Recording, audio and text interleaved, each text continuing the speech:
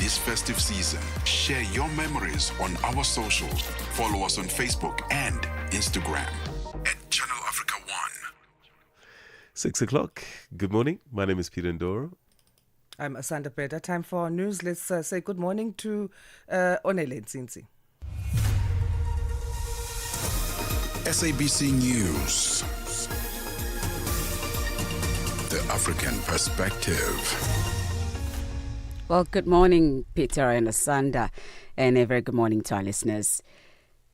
At least 104 people have been killed, including 43 children, in multiple drone attacks in Sudan's Kordofan region since December the 4th.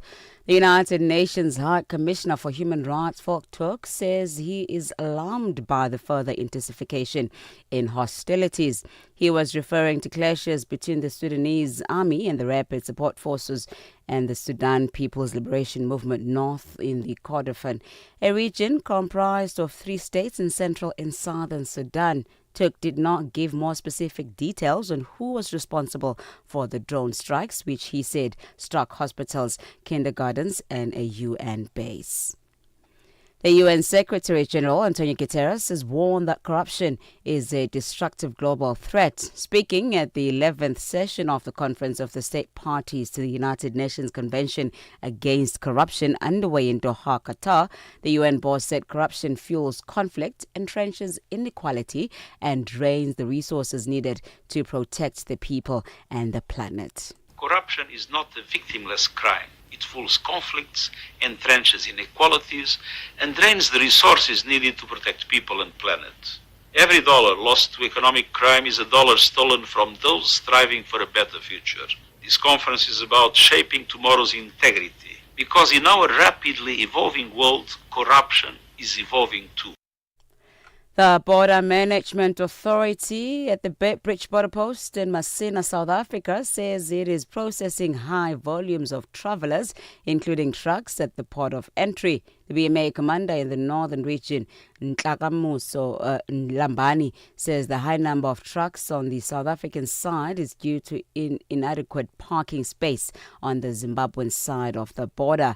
Lambani, however, says they've deployed manpower to deal with the situation. Water processing. So what we pick up is that on their side they do not have enough parking space, and therefore at some point they stop trucks moving to their country. That frustrates us a lot, because when they stop processing, the trucks build up on the N1. But in the border itself, we've deployed additional resources from all stakeholders, including BMA. South Africa's Justice Minister Mamoloko Kubais has used the 11th United Nations Convention Against Corruption meeting underway in Doha to underscore the country's G20 presidency. She has welcomed the firm anti-corruption commitment made in the Johannesburg Leaders' Declaration and reaffirmed global cooperation to tackle corruption and illicit financial flows. Addressing delegates, Kubais said South Africa also acknowledged the role of international partners and institutions. Mr. President, South Africa was honored to host the first G20 Leaders Summit on the African soil in November this year. We welcome the inclusion of comprehensive anti-corruption commitments in paragraphs 113 and 114 of the G20 Johannesburg Leaders Declaration under our presidency.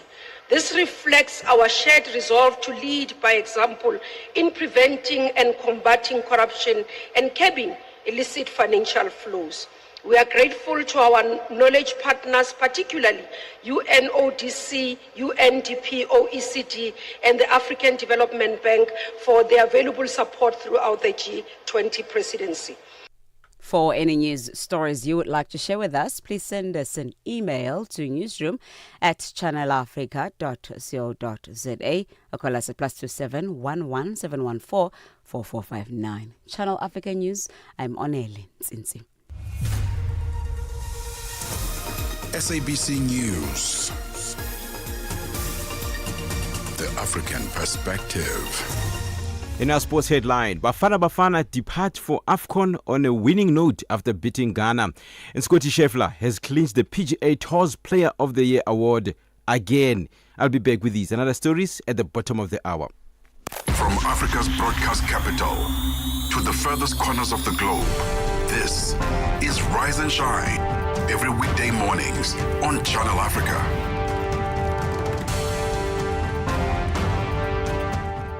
A very good morning to you indeed. Yes, so much to look forward to on the program today. And one of the issues that we'll be trying to unpack is what it means for the sentencing of Roger Lumbula. And that's almost 20 years after the Second Congo War. Paris court has sentenced him to 30 years in prison for crimes against humanity. We'll unpack that story. At 6:05, also looking at M23 rebels who have announced that they will withdraw from the Eastern Democratic Republic of Congo town of Uvira. My name is Asanda Beda. We are live from our Johannesburg studios as Channel Africa. The show is called Rise and Shine, and we're together for the next 3 hours. Connect with us on channelafrica.co.za, on our live streaming on YouTube at Channel Africa 1 is our handle, and also on the SABC Plus app. That's via mobile phones. Lots more to come on the show. Stay tuned. Conversations are happening, and Channel Africa is at the heart of them. We tell the African story with clarity, pride, and purpose, reaching audiences that matter to your brand. Partner with us and connect your business with listeners across borders in multiple languages and markets. For partnership opportunities, sponsorship, or sales, email us at partnership@channelafrica.co.za. Channel Africa, the African perspective. New day, new stories. Start your morning right with Rise and Shine on Channel Africa. One of the ways we start our mornings right on Rise and Shine is by bringing you the Africa Roundup. This is a segment of the show that gets you up to speed with some news happening in and around our continent. A list of news compiled by our team of reporters, researchers and editors. And this also over and above making sure that you are updated, gives us a throw forward in what one can expect to develop in this new day. Today on our Africa Roundup, we start with the M23 rebels who have announced they will withdraw from the Eastern Democratic Republic of Congo town of Uvira following a request from the United States, which had condemned the group's seizure of the town last week as a threat to ongoing mediation efforts. Zachary Hulman reports. A protest in Democratic Republic of Congo's Uvira on Tuesday in support of Rwanda-backed M23. That's as the rebels said they will withdraw from the eastern city at the request of the United States. Donald Trump's administration had criticized M23's seizure of the city last week as a threat to mediation efforts. The extent to which M23 was involved in this protest was unclear. One civil society activist in Uvira said the rebels are still in the city. A coordinator of the protest described M23 as, quote, liberators, and rejected the call for the fighters to leave. A rebel source said both M23 and Congolese forces would withdraw 3 miles from Uvira to establish a buffer zone. That's something M23 had proposed at a press conference last week. The group had entered Uvira less than a week after this meeting of the presidents of Rwanda and Congo. In Washington, they had affirmed their commitment to a peace deal. M23 is not party to those negotiations, though has been participating in separate talks hosted by Qatar. Mozambique is planning a major overhaul of the port of Beda, a key regional hub. The reform aims to improve coordination, enforce discipline, and increase efficiency at the port, which serves as a vital maritime gateway for central Mozambique and several landlocked neighboring countries. Isaac Lucando reports.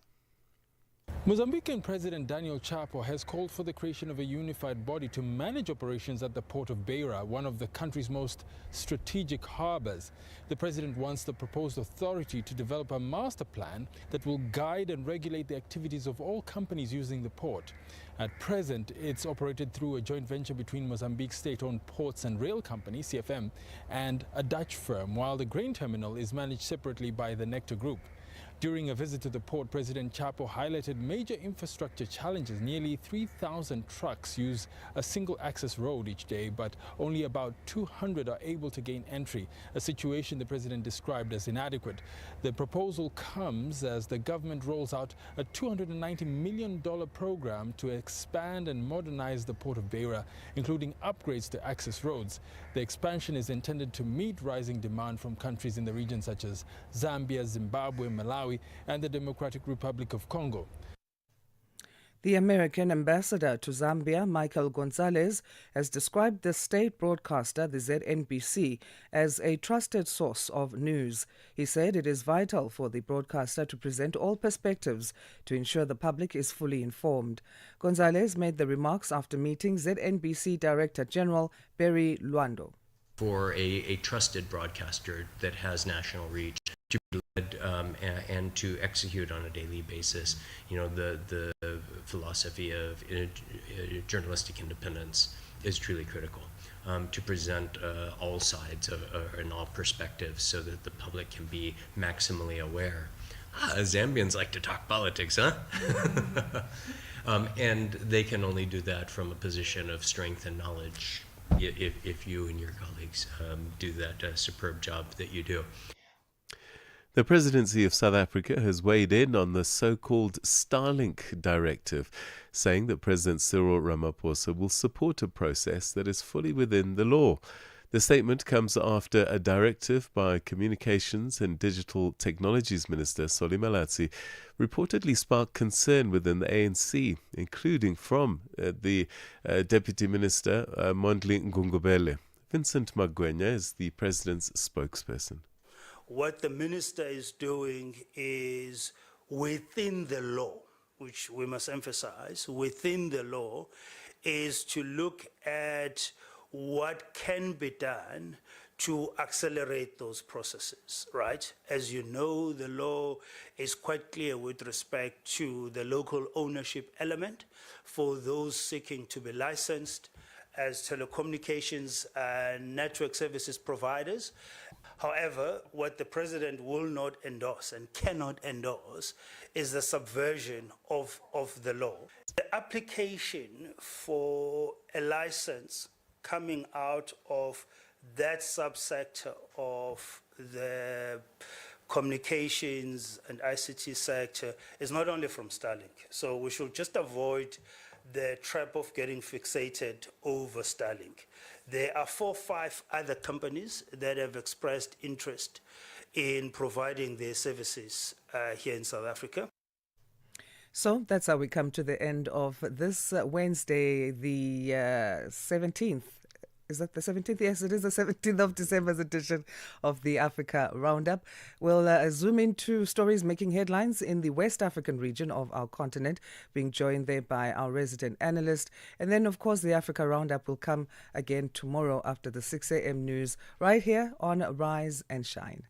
Africa at Play with NATO and ETO chairman. Africa Cup of Nations Morocco 2025. Bafana Bafana's opening match is against the Portuguese-speaking nation Angola on the 22nd. What can we expect from Hugo Bros and his charges? When we went to the previous tournament, we sort of had the underdog tag as a country, and we were a little bit humble. Expectations were not as high as they are now at the moment. So I just felt that players were in a good space psychologically. I just feel that Bafana will still be tournament favorites. But coach Hugo Bros has a lot of work psychologically to make sure that players remain focused, humble, and players are playing without any pressure. Because when South African players are very creative, then we know that the outcomes are very good. But when they are under pressure, we know that sometimes the outcomes can be what we don't want to experience. Coach Tabasano. Live every Saturday and Sunday from 2 to 5 p.m. Central African Time.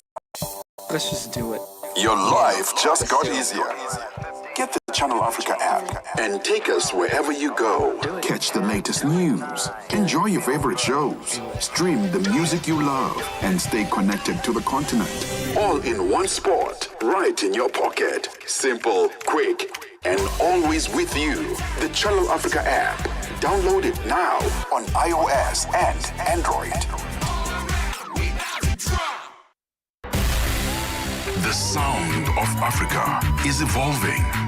Experience our new mobile app. Free to download, free to connect. Wake up, Africa. Peter Ndoro and Asanda Beda are here to help you rise and shine. Weekdays, 6 till 9 a.m. Central African Time. Only on Channel Africa. Just a little shy of 6:15 Central African time, we take a look at this story. U.S. President Donald Trump has designated fentanyl as a weapon of mass destruction as part of his crackdown on the flow of illegal drugs in the United States. It comes as the U.S. military confirms it has struck another 3 boats allegedly transporting drugs in the Eastern Pacific. Nick Harper reports from Washington. US President Donald Trump signed the order in the Oval Office, officially designating fentanyl a weapon of mass destruction. It links the lethality of the synthetic drug with criminal groups who are bringing it into the US to sell, with the Trump administration accusing those groups of weaponizing the drug. They argue that they're importing it into the US with the express purpose of killing Americans and undermining US national security. Official data shows that fentanyl killed around 48,000 people last year in the US. President Trump claims that number is nearer 200,000 to 300,000 people. But experts are disputing the need for this classification. Drug policy advisors doubt that the designation will cut deaths or slow overdoses.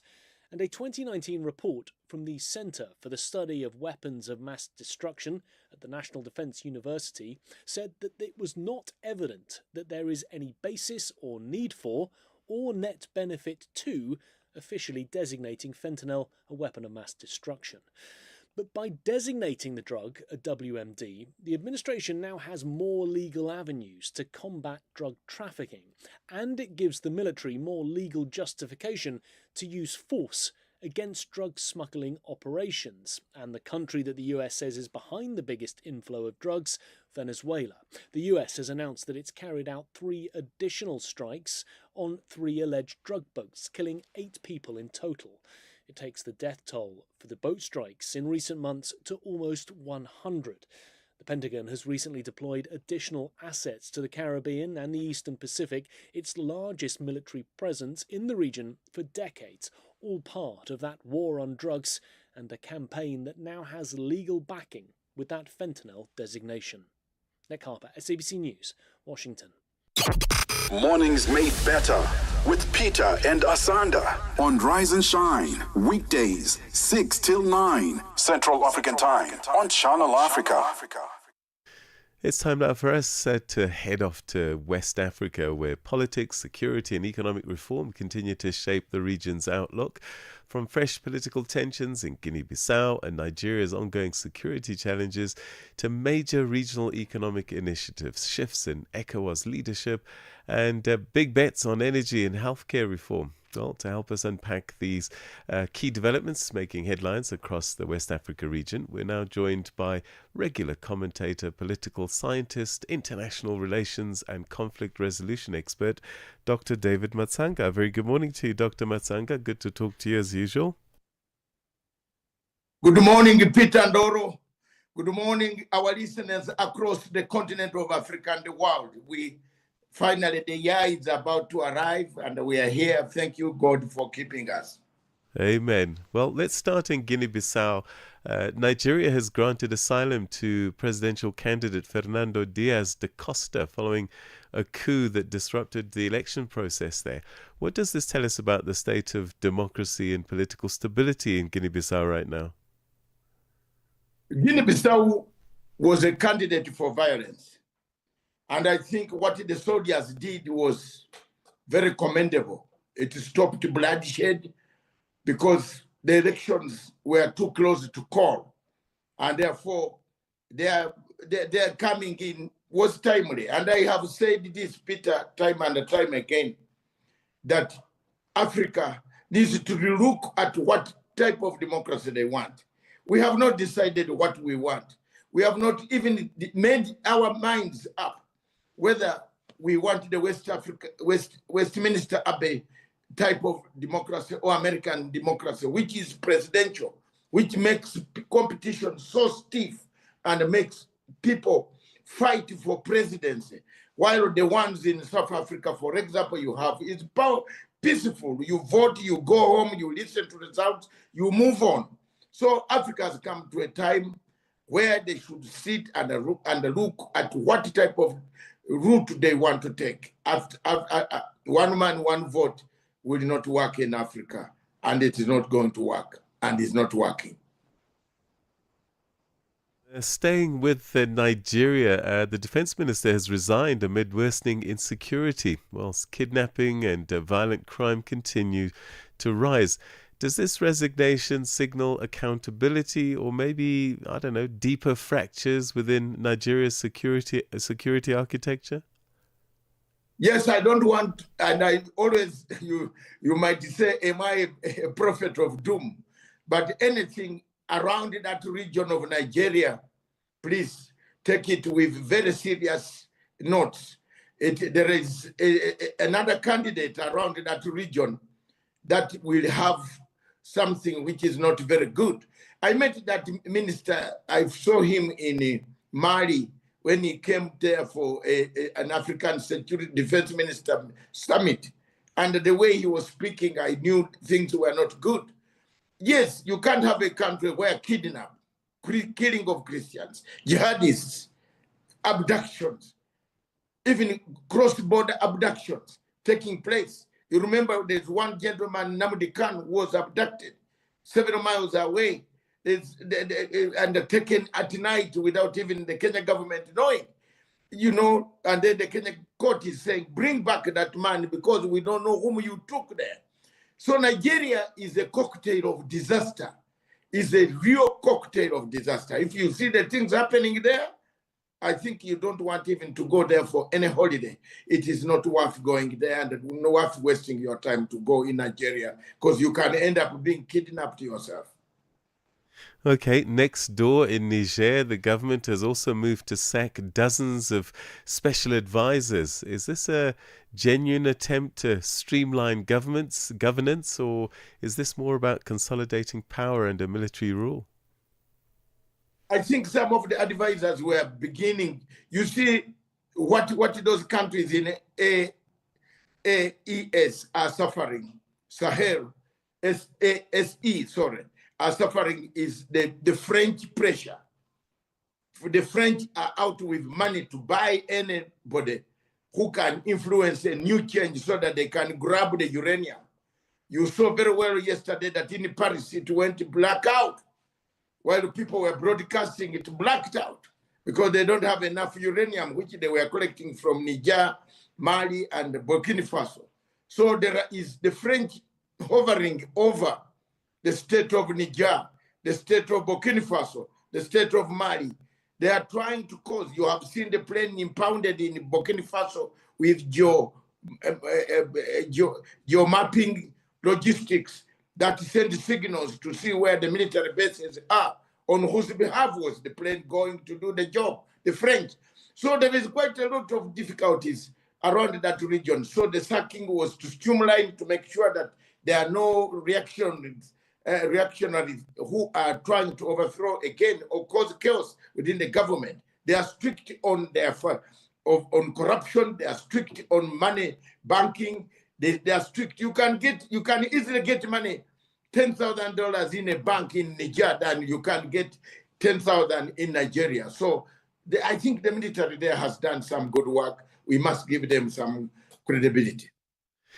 ECOWAS has approved Burkina Faso, Mali, Niger's participation in new regional frameworks. And this is even as relations remain strained between this regional groupings and these three countries. I wonder if this is a sign of pragmatism by ECOWAS, or maybe a quiet admission that trying to isolate these three countries hasn't worked.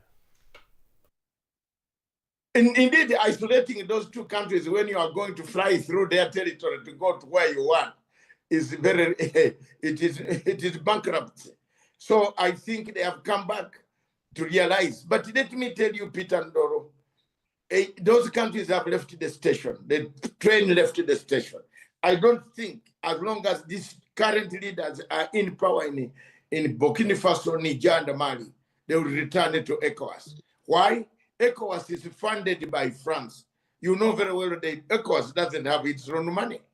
You know Sadaka doesn't have its own money. You know East African Community has no money in Peter Ndoro. We rely on the European Union. That's why when they come here, they stand on our necks. We want results of the elections. because they have given you their money. Now, we don't have organization. African Union itself, Peter Ndoro, relies on money, handouts, begging after 67 years of independence. So ECOWAS is France. So to bring back those countries, my brother Peter Ndoro, it is going to be very, very difficult for them to come back. But this, you try and try. They have got their own passport. Now they have got their own bank. They are even putting up a bank of their own, which is well-funded than some of the countries that are making noise there. So I don't think they will come back. But here we are. Until there are changes in the leadership, currently the men have met. The men have gone to Burkina Faso, Gadudu, Niamey, and Bamako, and met them. Those are the men you cannot change easily on the question of France being a proxy behind the whole funding of ECOWAS. They will not come back. Liberia has welcomed Congolese medical specialists to strengthen its healthcare system, whilst its central bank has launched an instant payments platform. Are these examples of practical South-South cooperation beginning to deliver real impact in your view? Yes, in my view, I think that's a good one. If Africa is working with Africa, Matsanga is always happy. You know that very well. Other than our doctors going to fly to go to America, to fly to go to Sweden, to where Ugandan doctors, Zimbabwean doctors, Kenyan doctors, Manassas, this is good. This is a good move, an African country moving to another African country. But let me put an underlining phrase here. Congo itself needs those doctors. And why we have plenty of doctors educated in Congo is some of them cannot go. Infrastructure is zero in Congo. There's no infrastructure there.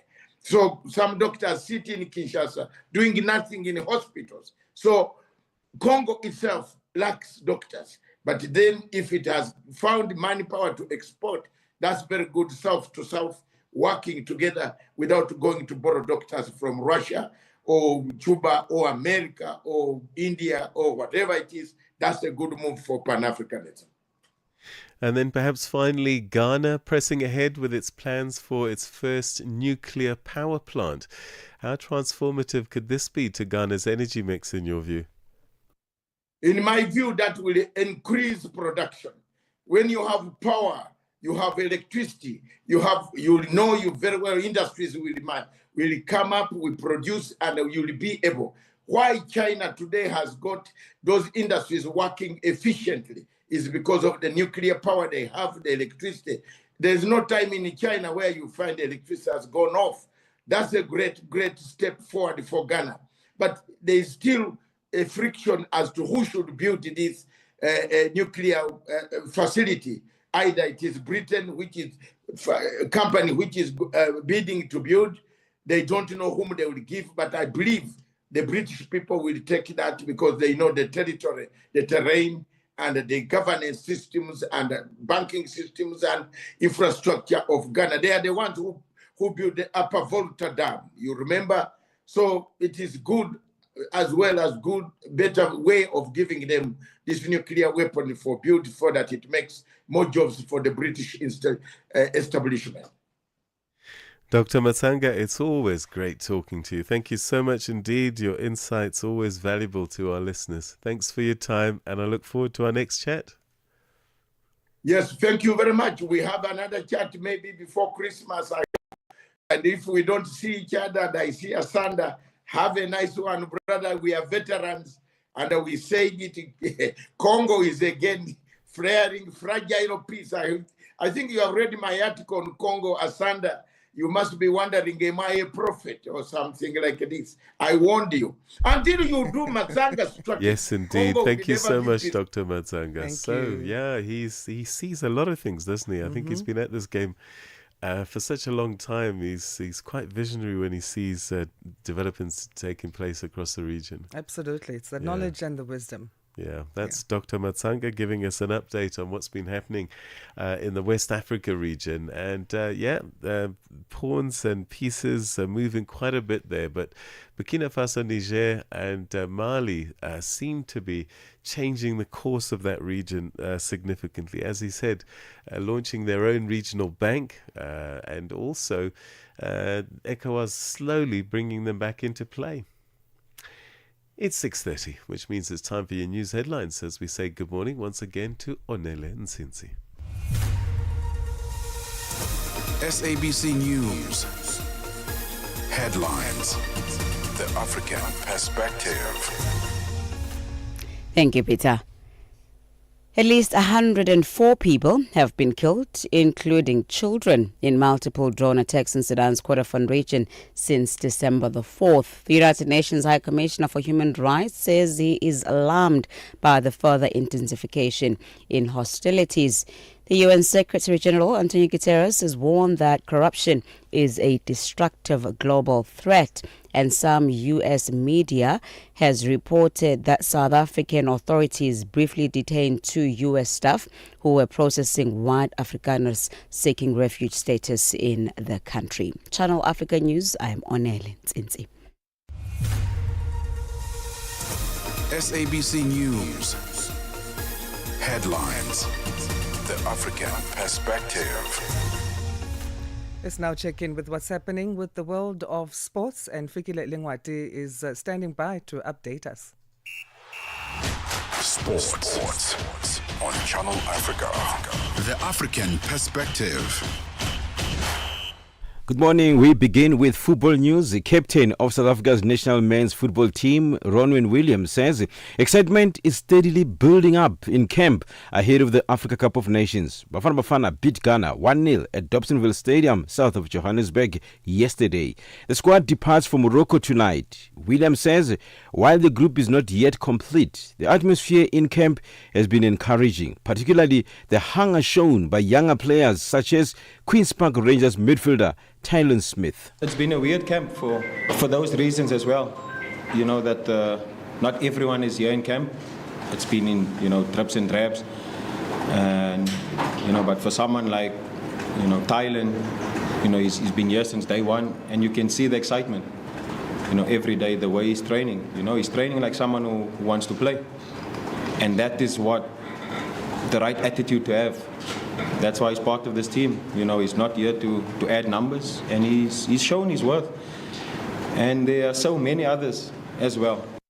Williams is preparing for his third AFCON appearance, having featured in the 2019 tournament in Egypt and the 2023 edition in the Ivory Coast. And Williams says his desire to represent the national team remains as strong as ever. It's amazing. I've been part of the Bafana setup for so long, and yet it still feels so special. Every time when there's a squad announcement, I'm still watching it on TV. I don't take it for granted that I'm the captain or I'm performing. For me, it's still an honor, and I will always treat it like that because this was a dream of mine. And not everyone can, reach their dreams, and here I am, living my dream. So. Now, tennis news. World number 1 Aryna Sabalenka has been voted the Women's Tennis Association Player of the Year for a second successive season. She won 4 titles, the most on tour, including retaining the US Open against Amanda Anisimova in September to claim her 4th Grand Slam singles triumph. Across the season, Sabalenka played in a top best 9 finals with losses to Madison Keys in the Australian Open final in January and Coco Gauff in June's French Open final. The Belarusian also won the Brisbane International in January, the Miami Open in March, and the Madrid Open in May, and spent the entire year as world number 1, finishing 2025 top of the rankings for a second successive year. Now, golf news. Scottie Scheffler has become just the second man after Tiger Woods to win the PGA's Tours Player of the Year award for 4 seasons in a row. The 29-year-old American won 6 times in 2025, including 2 majors, the Open and the PGA Championship, and recorded a PGA Tour best 17 top 10 finishes, as well as not missing a single cut. He is just the second player to claim the Jack Nicklaus Award in at least 4 straight seasons after Woods' 5 in succession between 1999, 2003 and 11 overall. While number 1 Scheffler won the vote of PGA Tour members ahead of his fellow American Ben Griffin, England's Tommy Fleetwood and Northern Ireland's Rory McIlroy. For any sports stories you'd like to share with us, send us an email to newsroom@channelafrica.co.za or call us on +27 11 714 4459. This is Channel Africa Sport with me, Fikile Ngwati. Sports on Channel Africa. The African perspective. Coming up, we'll be looking at South Africa's socio-political environment, and this having been said to continue to present significant challenges for businesses, especially since political violence and terrorism risks are no longer abstract concerns, but they are tangible threats. We'll find out more about that story. You're still with Rise and Shine. Keep Africa in your hands. Connect to our website for all your news, sports, and cultural updates. channelafrica.co.za. Right, let's find out what's been happening in the world of business. And this morning we say good morning to Matapelo Mahape. Good morning. Business news on Channel Africa. The African perspective. Thank you, Peter, and good morning. Gold mining companies in Ivory Coast have begun paying a new 8% royalty on the revenue backdated to January after months of disputing the legality of the levy. Chanduko Likeke has more details. It has been reported in the media that the world's top cocoa producer, which is seeking to diversify its economy, replaced the previous 3% to 6% range, linked to contract terms with the flat 8% rate. Miners initially refused to pay, arguing that the move was unlawful because their contracts shielded them from fiscal changes, and entered negotiations with the government to have the new royalty scrapped. However, companies have since started paying after the government refused to change its position. And the National Financial Ombuds Banking Division in South Africa has overturned over $3 million to consumers in 2025, which is a significant increase from previous years. The NFO says most of the refunds were from fraud-related cases, particularly mobile and online banking fraud. Mobile and online banking fraud now accounts for nearly 40% of complaints, and this is up 15% from last year. Head of Ombud and CEO at the NFO, Rihanna Stein, says it appears more consumers are falling victim to fraud, particularly via phone calls. I've calculated that we receive about, say, 13 complaints every single workday relating to this fraud. So it's huge. And, you know, you and I think that maybe we've given out all the warnings that people will not give out their information, that people are safe. But that's not the case. We still see cases every single day where unsuspecting consumers gave out the OTPs, they've clicked on the phone to admit a fraudster. And South Africa's prime tourism destination of Limpopo Hotspur is seeing a notable increase in both domestic and international tourists. Some international tourists say after visiting the beaches in Cape Town, they fly to Hotspur for a safari. This tourism boom is significantly boosted to the local economy and contributing to job creation. These tourists have expressed excitement at exploring the area. We came to South Africa. A niece got married. They had their wedding here in South Africa, actually near Cape Town in the wine country, beautiful. And then after the wedding, we did 2 different safaris. The flight, I closed my eyes for 5 minutes and we were already landing. It was so smooth, and I had a nice Krispy Kreme donut, which was amazing. We are here for the game reserve, and yeah, I was super excited.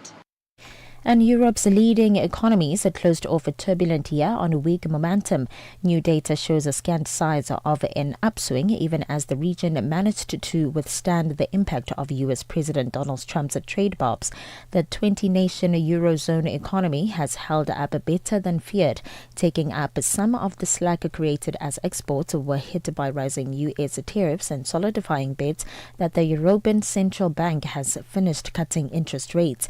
Growth remains barely above 1%, with household spending still cautious and high levels of government debt holding back spending. Onto this now, 14 of the largest U.S. retail banks have posted jumps in the income they generated from overdraft and bounced back checks fees during the first 9 months of the year. While the two big banks reported sharp declines, the data reveals growing industry divergence on such fees as a time when broader economic and regulatory shifts made it more likely that consumers will encounter them. It also highlighted that some banks still rely on overdraft fees despite industry promises to rein them in the following political pressure during former Democratic President Joe Biden's administration. A look at your financial indicators. $1 US in Nigeria is trading at 1,000 naira 451. In Botswana, it's 13 pula 51. Kenya, the dollar is trading at 128 shilling 40. And in Zambia, it's 23 kwacha 1. The BRICS countries, $1 in Brazil is trading at 5 42. Russia, it's 80 rubles 2. India, it's 90 rupees 53. While in China, it's 70 yuan 5. And in South Africa, $1 is trading at 16 rands 87 cents. $1 is trading at 75 pence to the British pound and 85 to the euro. A look at your commodities. Gold is trading at $4,317 and platinum at $1,884 per ounce, while the price of Brent crude oil is at $59.57 a barrel. For any business stories you'd like to share with us, please send an email to newsroom@channelafrica.co.za or call us on +2711 714 4459. For Channel Africa News, I am Matapela Mahabe. Business News on Channel Africa. The African Perspective. At Channel Africa 1 is where you can connect with us. That's across our various social media platforms. Do get in touch with us. We'd love to hear your views or questions about any of the stories covered on the show. And of course, that's on X, on Facebook, on Instagram, on TikTok, as well as LinkedIn. Darubini ya Afrika na I am Henry Shakif. Tumeona chapisho mapema hii leo ya kwamba Wizara ya Mambo ya Nje ya nchini Marekani imesema inapitia upya uhusiano wake na nchi ya Tanzania. Pengine taarifa hii imepokelewaje na wananchi wa Tanzania? Cha kwanza tumeiona taarifa ambayo imetoka hii leo. Sisi kwetu taarifa hii haikutushangaza wala haikutushtua kwa sababu tulishaona taarifa kama hiyo imetoka kwenye ubalozi wa Marekani nchini Tanzania, ikiwa imetolewa na Bwana Tom Pigot. Umezungumza kwa kina kabisa. Haya ni malalamiko ambayo yamekuwa yakijitokeza mara kwa mara. Unadhani sasa je, wana hoja ya msingi? Unauliza maswali mazuri sana na maswali ya tafakari. Maswali ambayo hayawezi kujibiwa kwa dakika moja au kwa siku moja. Ni maswali yanayohitaji tafiti, yanayohitaji kusoma. Darubini ya Afrika kila Jumatatu hadi Ijumaa kuanzia saa 11 kamili hadi saa 12 kamili jioni majira ya Afrika ya Kati. Wake up to the essence of the continent. Rise and shine on Channel Africa. South Africa's socio-political environment continues to present significant challenges for businesses, especially since political violence and terrorism risks are no longer abstract concerns, but tangible threats that have already inflicted billions of dollars in losses. As unrest becomes more frequent and more complex, the insurance industry is adapting to ensure businesses remain resilient in the face of uncertainty. The July 2021 riots remain the most striking example of how quickly unrest can spiral out of control and impact businesses to a point of no return. Tutongobeni compiled this report. Political violence in South Africa has historically been linked to socio-economic pressures such as unemployment, inequality, and poor service delivery. These issues remain unresolved, and their impact is increasingly visible in the form of strikes, riots, and civil commotion. The July 2021 riots remain the most striking example of how quickly unrest can spiral out of control. Sparked initially by political grievances, the unrest escalated into widespread looting and destruction across KwaZulu-Natal and Gauteng provinces. The economic cost was staggering, with billions of dollars in damages, thousands of businesses destroyed, and more than 300 lives lost. For many companies, recovery was slow and incomplete, with some never reopening their doors. Meanwhile, recent surveys indicate that 79% of South African businesses fear a repeat of such unrest, citing unemployment, inequality, and failing infrastructure as major triggers.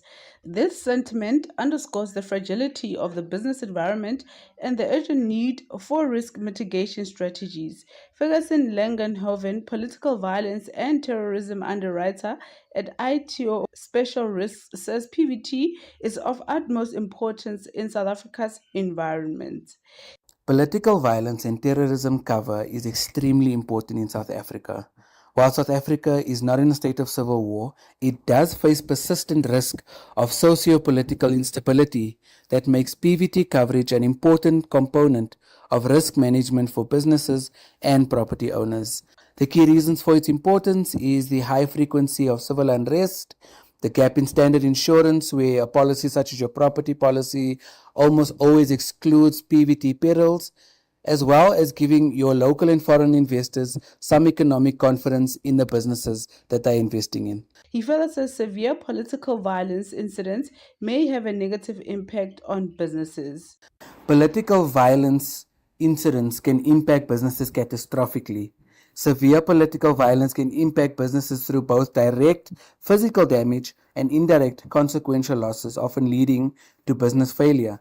Your direct impacts being the likes of your property damage through looting and arson, theft of stock, violence against personnel, and indirectly through business interruption, where businesses may survive the riot but face prolonged closure due to repairs, supply chain collapse, or a damaged operating environment. Loss of income during this period can be fatal. With Sasria currently providing ground-up cover for strikes, riots, and civil commotion with limits of up to $30 million, which Langenhoven says it's not enough. For the vast majority of South Africa's SMEs, Sasria's 500 million limit is sufficient, as it is a ground-up cover for your standard strikes, riots, and civil commotion risk. However, it may not be enough for your large corporates, property owners, and complex risks. PVT insurance acts as an extension to Sasria, primarily in two ways: by providing coverage, number one, in excess of Sasria's 500 million, which fills the gap for large corporates, and as well as providing broader coverage and perils. PVT offers more cover. It covers terrorism, it covers insurrection, rebellion, coup d'etats, to mention a few. For Channel Africa News, I'm Tutongo Beni in Johannesburg. Start your day right with Channel Africa Breakfast. That smells delicious. Live, 5 days a week.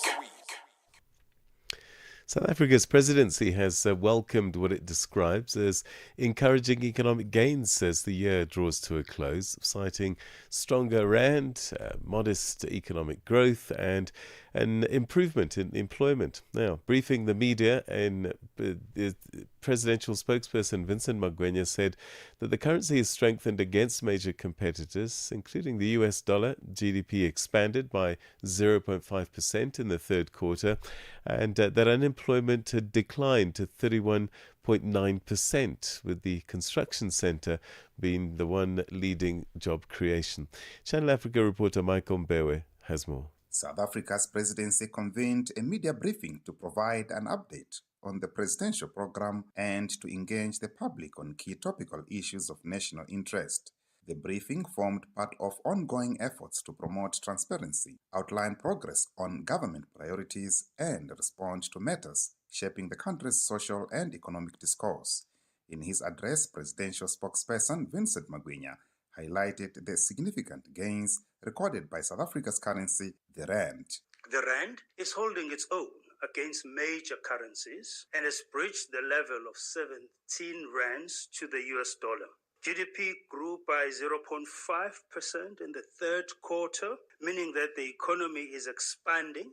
Much remains in the pipeline to achieve higher growth rate. Its centrality is to attain the country's developmental aspirations. Unemployment for quarter three was down by 1.3 percentage points to 31.9%, with the construction sector the major contributor, with 130,000 new jobs out of a total of 248,000 new jobs. He stated that the government plans to invest about $60 billion in infrastructure projects over the next 3 years. Government will spend R1 trillion over the next 3 years on infrastructure projects.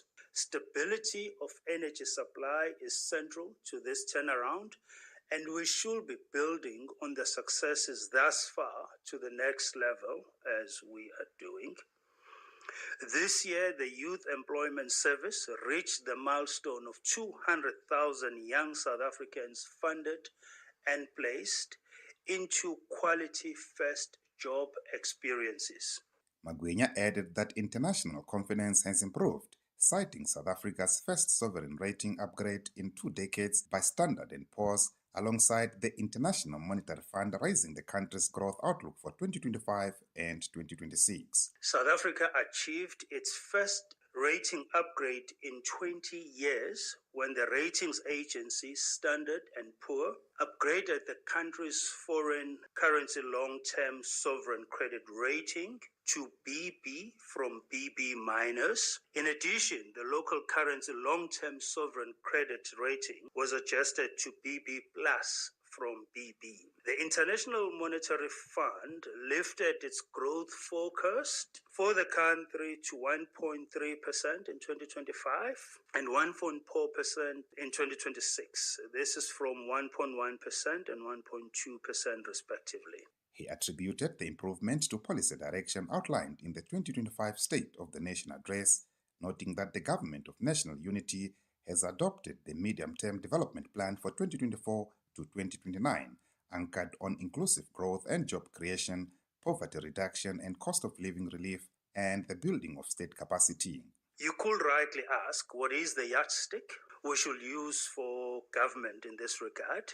And that's quite easy. The document to start is the State of the Nation address, and in this instance, it is the SONA 2025 that was delivered by President Ramaphosa in February of this year. In his address, the President announced that the Government of National Unity has adopted the Medium-Term Development Plan for the period 2024-2029, the MTDP, which sets out 3 key priorities of government. These priorities are to drive inclusive growth and job creation, to reduce poverty, and to tackle the high cost of living, and lastly, to build a capable, ethical, and developmental state. Michael Mbewe, Channel Africa News, Johannesburg.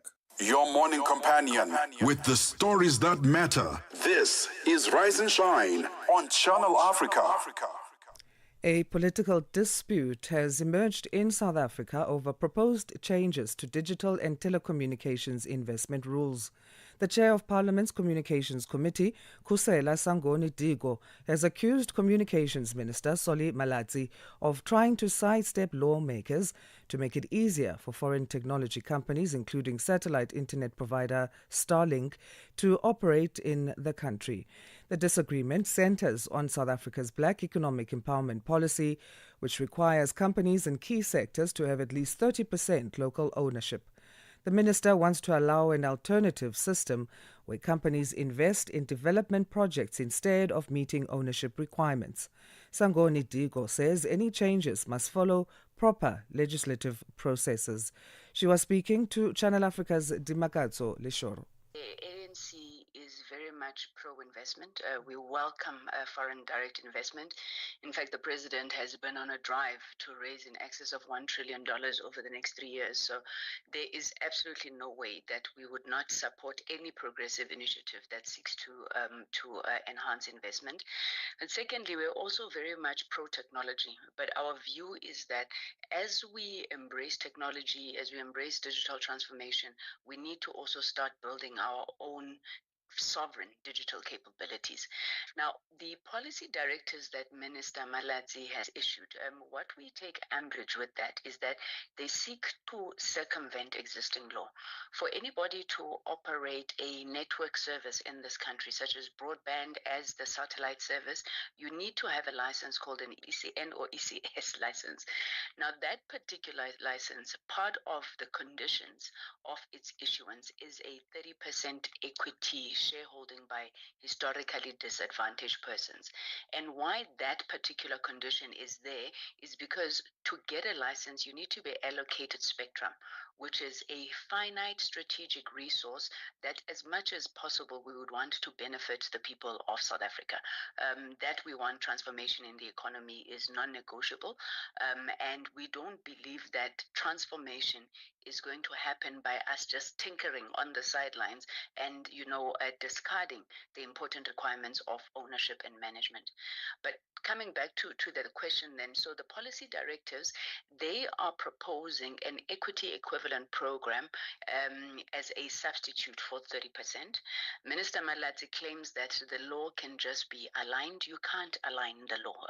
We're not saying EIPs don't exist in other sectors, including in the ITC sector, but they do not apply to the license. We have said to him, should he wish to change the law that governs the issuing of the license, then he must approach Parliament. If he believes that there is a disjuncture, the laws are not aligned, to use his word, then he should seek a declaratory order from court. So this directive to ICASA, do you then view as the committee that it's a backdoor way of trying to amend legislation? Of course, it's a backdoor way of trying to amend legislation, and that's what the committee said to him. We were unanimous in the committee, barring the DA, of course, that he's a member of, but we felt that it was ministerial overreach. We felt that he's trying to coerce ICASA into a position that ICASA has already said is not feasible, because he asked for an opinion from them, and they indicated the only way they can do away with the 30% shareholding was for legislation to be amended through Parliament.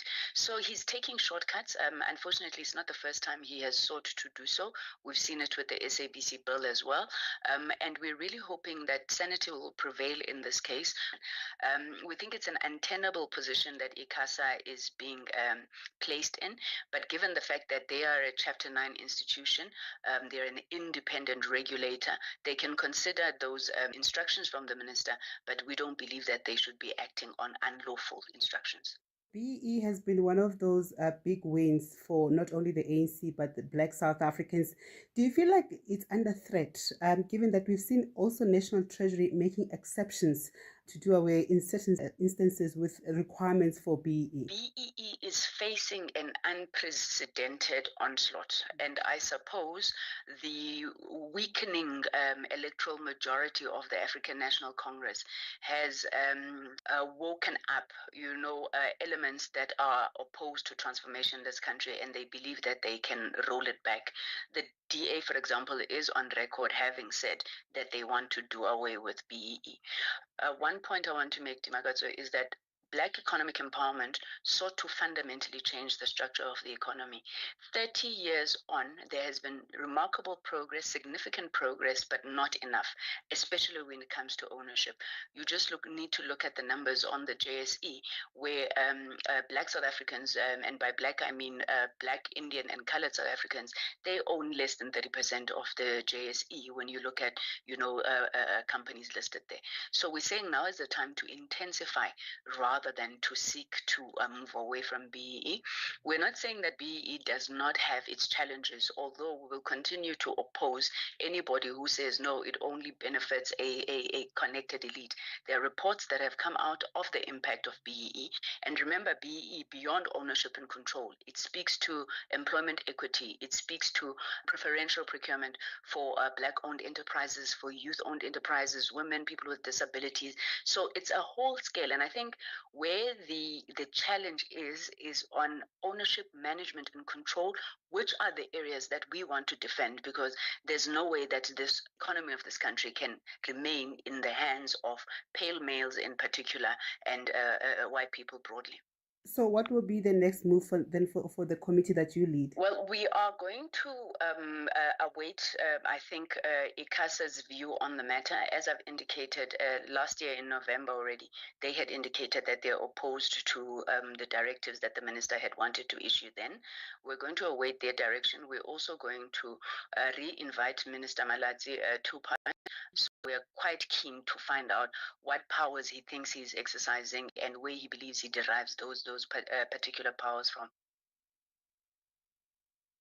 That was Channel Africa's Dimakatso Leshuro speaking about this.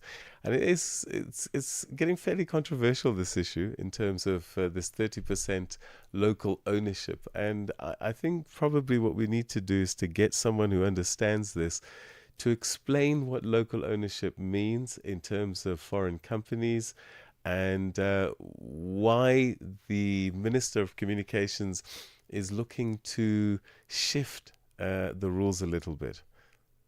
It's time now for our news. Here's Onel Nsinsi. This is Rise and Shine. We are Channel Africa. I'm Asanda Beda with Peter Ndoro.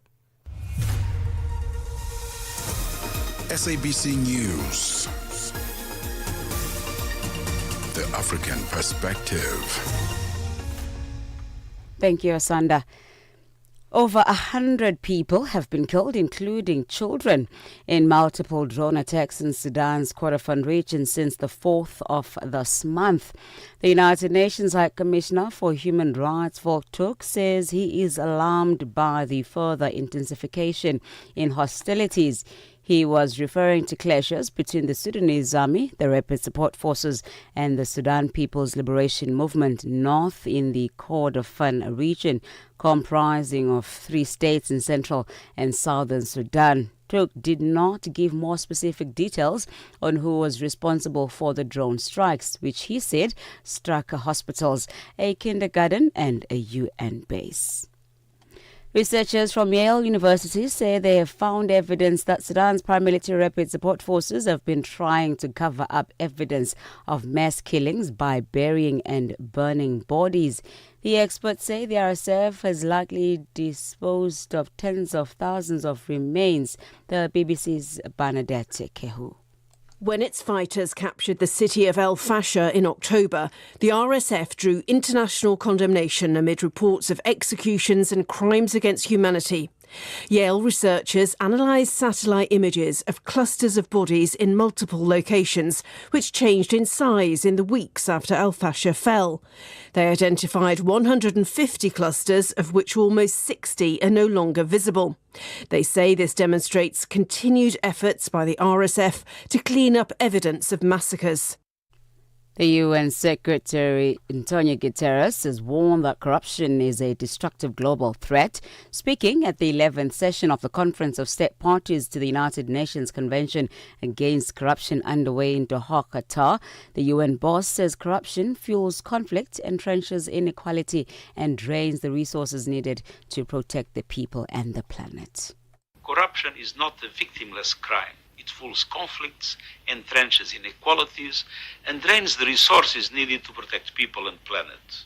Every dollar lost to economic crime is a dollar stolen from those striving for a better future. This conference is about shaping tomorrow's integrity, because in our rapidly evolving world, corruption is evolving too.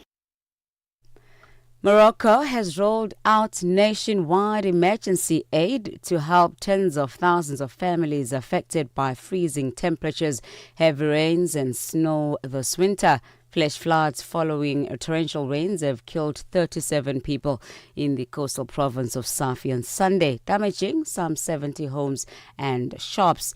The relief operation will target 28 provinces affected by freezing temperatures, snow and rainfall, with food supplies and blankets to be distributed to around 73,000 households. Morocco is experiencing heavy rains and snowfall after 7 years of drought that has emptied some of its main reservoirs. And lastly, some U.S. media, including the CNN, The Hill and Yahoo News, have reported that South African authorities briefly detained 2 U.S. staff who were processing white Afrikaners seeking refuge status in the country. The alleged incident is said to have happened at a temporary refugee facility in Johannesburg. A State Department spokesperson is also quoted in U.S. reports as seeking clarification from the South African government. Sean Bryce Peace reports. Principal Deputy Spokesperson Tommy Pickett has quoted in several publications that the State Department was seeking immediate clarification from the South African government and expected its full cooperation and accountability, adding that they would have more to say once the facts were confirmed. Pickett warned that interference in U.S. refugee operations was unacceptable. It's unclear what may have transpired in the incident, and SABC News has reached out to authorities in both countries for clarity. Diplomatic relations between Pretoria and Washington have remained strained over U.S. allegations that the South African government discriminates against the white Afrikaner minority, something Pretoria continues to reject as having no basis in fact.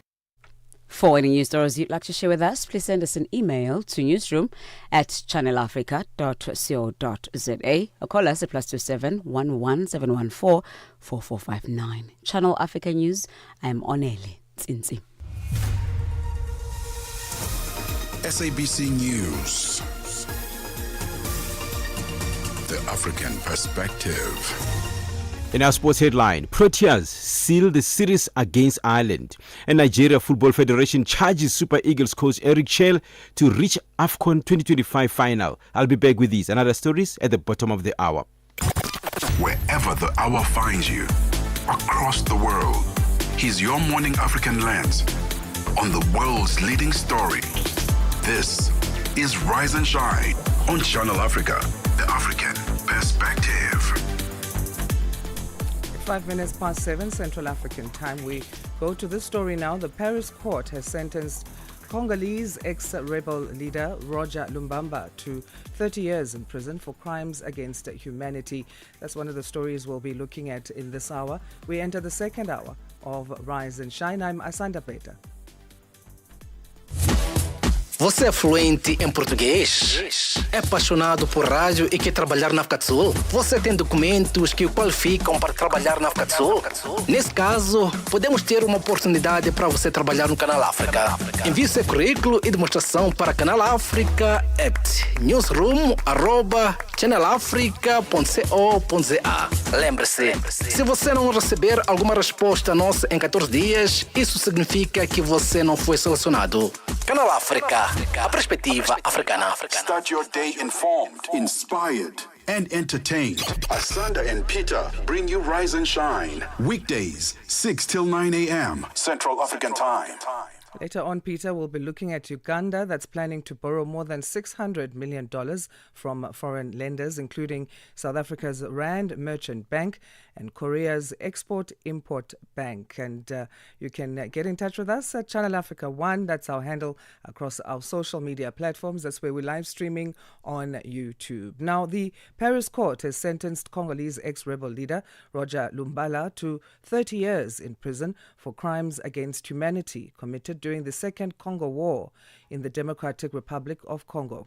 The verdict, hailed as a milestone for accountability, comes nearly 2 decades after a conflict that left millions dead. Minority rights groups, together with partners including the Clooney Foundation for Justice, Trial International, Justice Plus and PAPRDC, participated as civil parties in the trial to support victims and push for accountability.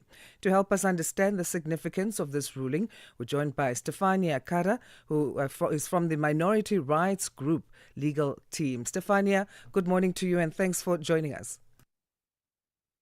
Good morning. Thanks for having me. Nice to meet you. It's our pleasure. What does this verdict mean for justice for and the victims of the Second Congo War? Thank you for your question.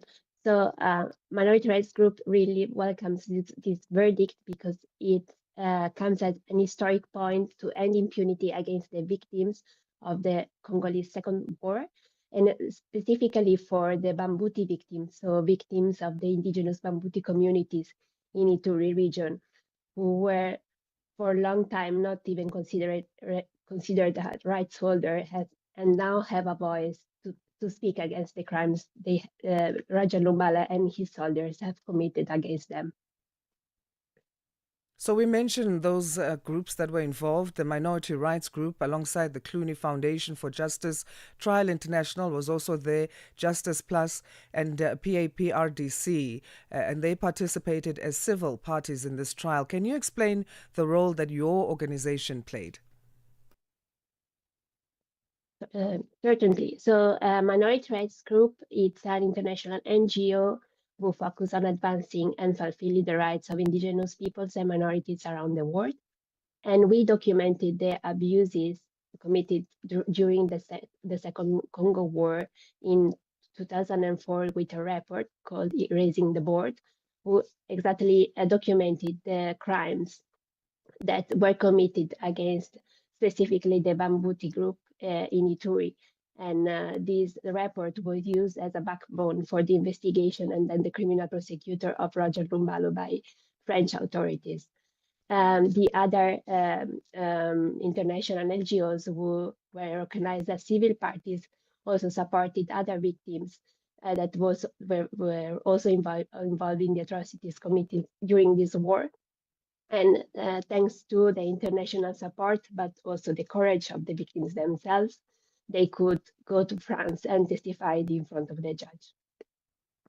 Talk to us about the significance of these civil parties coming together alongside your own. We often speak about, government having a powerful role to play, business having a powerful role to play, whether it's religious spaces or legal spaces, but civil society groups also being of importance when it comes to making change in what we see in our society. How do you see the significance of all of you guys coming together as civil parties? Well, as you may have read, the proceeding lacked Roger Lumbala present, and this was perceived kind of a gap. But the role of civil societies in this criminal proceeding, granting that it was conducted with fairness and with the participation of the victims. So I think that the main role of the NGOs was to support, coordinate, provide advice, provide logical support for the victims to enable the whole process and to do so with humanity, care, and professionalism, so that those who have been long time silenced, specifically the Bambuti people, indigenous people who are whose voices are not normally heard, not even in the national context, could really break this silence and speak out and speak in front of the judge, tell their truth, and being at last recognized. So I think that the role of the international organization was to support this process and also enabled the condition that made this possible. As you mentioned there, the significance of this trial and case, then for those who are victims, this is the first time that a Congolese national has been tried in a national court for crimes related to the war. What kind of precedents, especially, will this significance mean for minority communities going forward?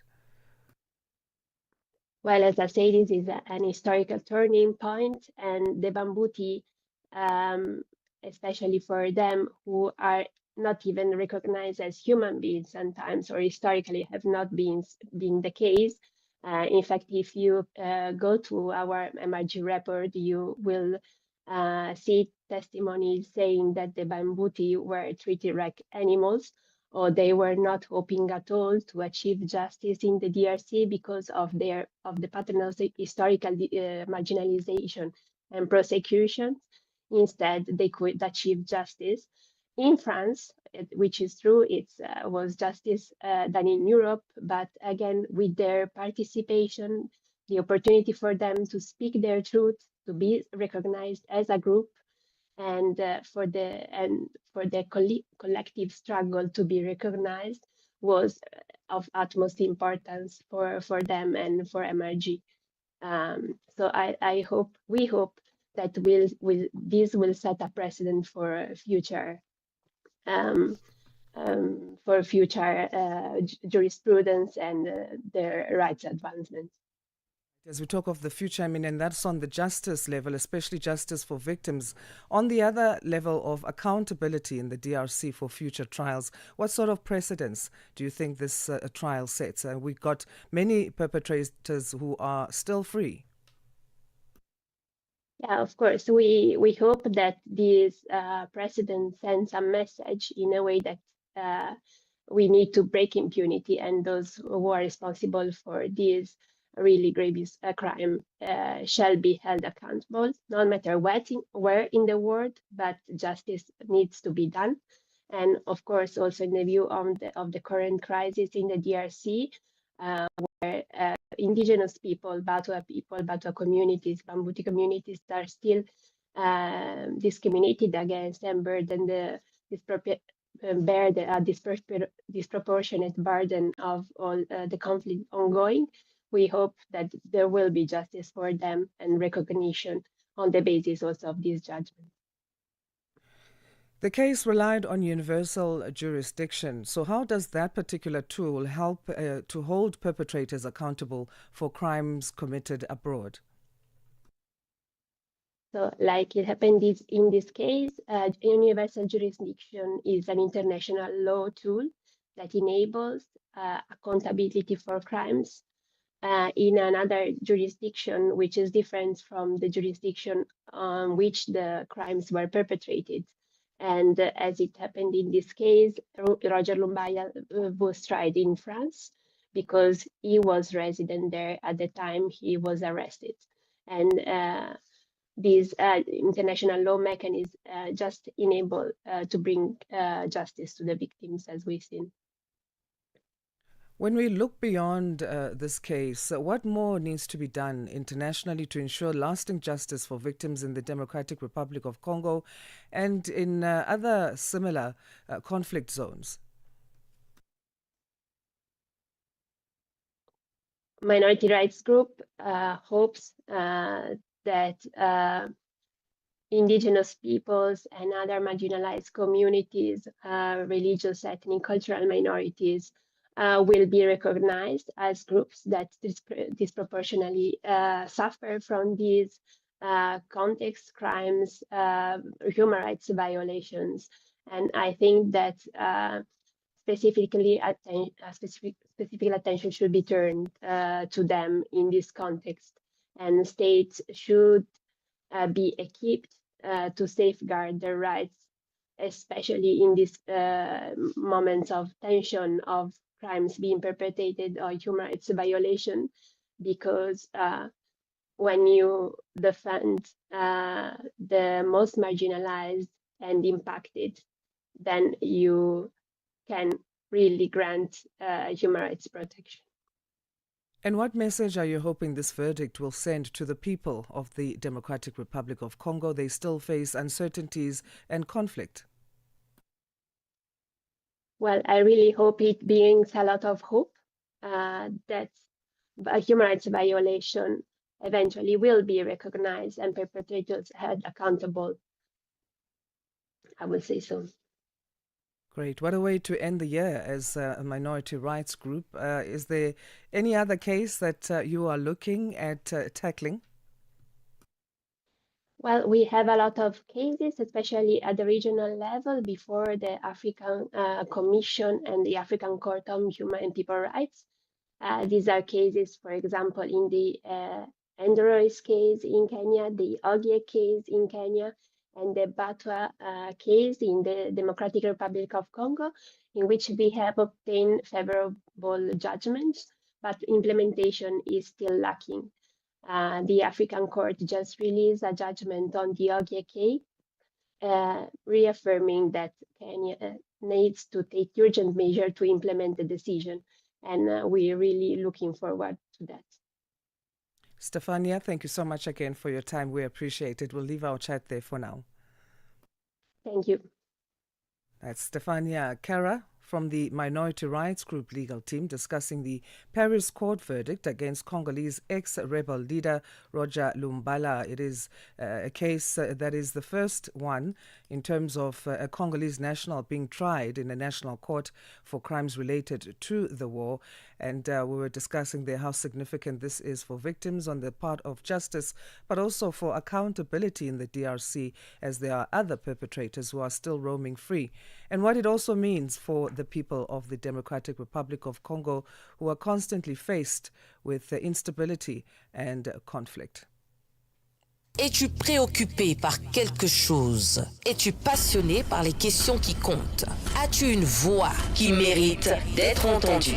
Eh bien, nous avons la plateforme parfaite pour toi. Téléphone-nous ou fais-nous un WhatsApp au +27 66 408 87 42 et nous te rappellerons. Sois dans la conversation. Salut Channel Africa, ici Beno le diamant rouge et Bina l'Export depuis le Cameroun, le pays des lions. Voilà.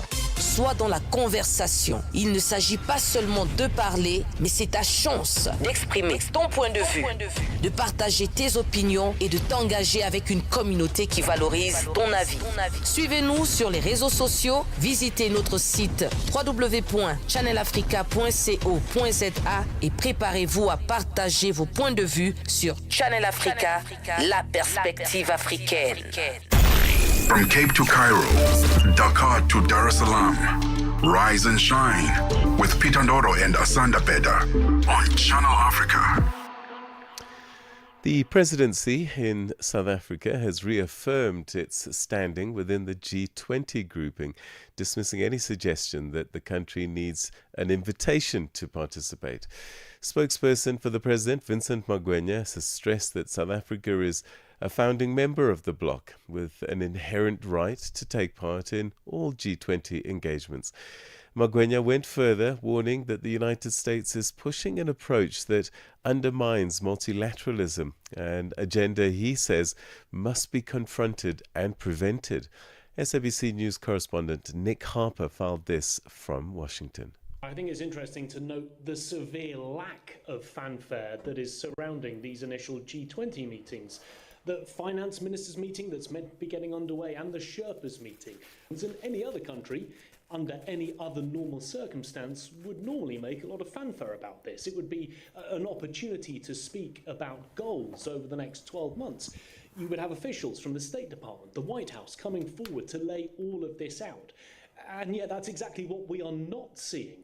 This is something that is taking place without fanfare, without the opportunity of high-ranking officials to come out and champion not just the US causes, but really what the US hopes to achieve over the next 12 months. But I think that very much aligns with the Trump White House and its seemed plans for the G20. As we heard, this idea of it being an affront to multilateralism, excluding South Africa, but we know that multilateralism is not exactly something that the Trump administration loves and enjoys. It's something that it tries to shirk. Its involvement in the United Nations, for example, which is all about multilateralism, is very, very lacking. And yet the Trump administration is all about that unilateral approach, that America first idea. And therefore, we're really hearing nothing about what is taking place over these 2 days, nothing about the agenda and what they're hoping to discuss. We've heard from the Trump administration in very scant details about what they will be looking to do over the next 12 months. But in terms of these first few days, the opportunity for fanfare, it's certainly something that the Trump administration is not taking the opportunity to publicise. They are very much looking for a scaled-down G20 set of meetings during the course of this year. I think really leading up to the Leaders' Summit next November, an opportunity perhaps for Donald Trump to take the stage and be involved in a little bit of multilateralism, but scaling back many of the meetings that you would normally see during that one-year presidency, the opportunity to try and grapple with some of the biggest, not just economic problems facing the world, but other things like inequality, poverty, climate change. Those type of things will not, it would seem, be on the United States agenda. In terms of other countries and their response, we've already heard a bit of grumbling from other countries, including, for example, the German Chancellor, Friedrich Merz. He said that he was hoping to change President Donald Trump's mind at some point over the next year to allow South Africa to be involved. We've also heard from China, who would prefer, they say, for South Africa to be involved. We know, as we heard just a moment ago, South Africa is not looking for other countries to boycott this meeting, but they're also hoping that this will not set a precedent, the ability for one country to unilaterally exclude another. And that's why we've seen the Department of International Relations and Cooperation putting out this letter to other G20 nations saying that they are requesting that the issue of South Africa's exclusion be placed on the agenda. They want discussion and clarification about this point. They want to ensure that it doesn't set a precedent going forward. So they are petitioning other G20 members to try and take their side, but they're not looking for an all-out boycott. We know that as part of this initial Monday-Tuesday set of meetings, we should be seeing the finance ministers, the bank governors getting together, at least to begin discussions on things like stability, growth, financial system reforms. But in terms of one other essential set of meetings that will not be taking place, and that's the G20 Troika. This is the idea that the last G20 president, the current G20 president, and the future G20 president, so a grouping of 3 countries, would come together to discuss things. So normally you would see South Africa, the United States and the United Kingdom, who will be taking this over in 2026, 2027, come together to discuss really an idea for consistency, for collaboration. But the United States has told South Africa that Troika Forum will be ditched. That will not be taking place. So there is that concern, that idea of continuity, continuing on some of the really big things that were discussed in Johannesburg. That simply will not happen this time around. That's SABC correspondent in Washington, D.C., Nick Harper, speaking about South Africa's participation in the G20 during the American presidency. A fresh morning, a fresh perspective. Stay tuned to Rise and Shine on Channel Africa. So Uganda is planning to borrow more than $600 million from foreign lenders, including South Africa's Rand Merchant Bank and South Korea's Export-Import Bank, to finance new infrastructure projects. The move comes at a time when the country's public debt has jumped by more than 26% in just a year, now standing at over $32 billion. Economists and civil society groups are warning that the rising debt servicing costs could squeeze spending on health, education, and other essential services. Well, to unpack what this latest borrowing means for Uganda's economy, we're now joined by Dr. Brian Serunjogi, who's a research fellow at the Economic Policy Research Centre in Kampala. Thank you so much indeed for joining us. Welcome to the program. Thank you, Peter, for having me here. So, Uganda is taking on more than $600 million in new loans at a time when public debt has risen sharply. I wonder if there aren't lessons from countries like Zambia that seem to have done the same thing. Can Uganda genuinely afford to do this at this time? Thank you, Peter, once again. Uganda, since 2010, has been had this ambitious investment into infrastructural development, and for that we've been borrowing quite a lot. In the last year, 2024, the president has challenged us, has challenged the managers of the economy to grow our economy tenfold. Our economy is about $50 billion. We will be challenged for the next up to 2040 to increase that to 500 billion, and we still have infrastructure deficits. We we are building roads, mainly power dams, and the standard gauge railway to connect our export from Kenya to Uganda.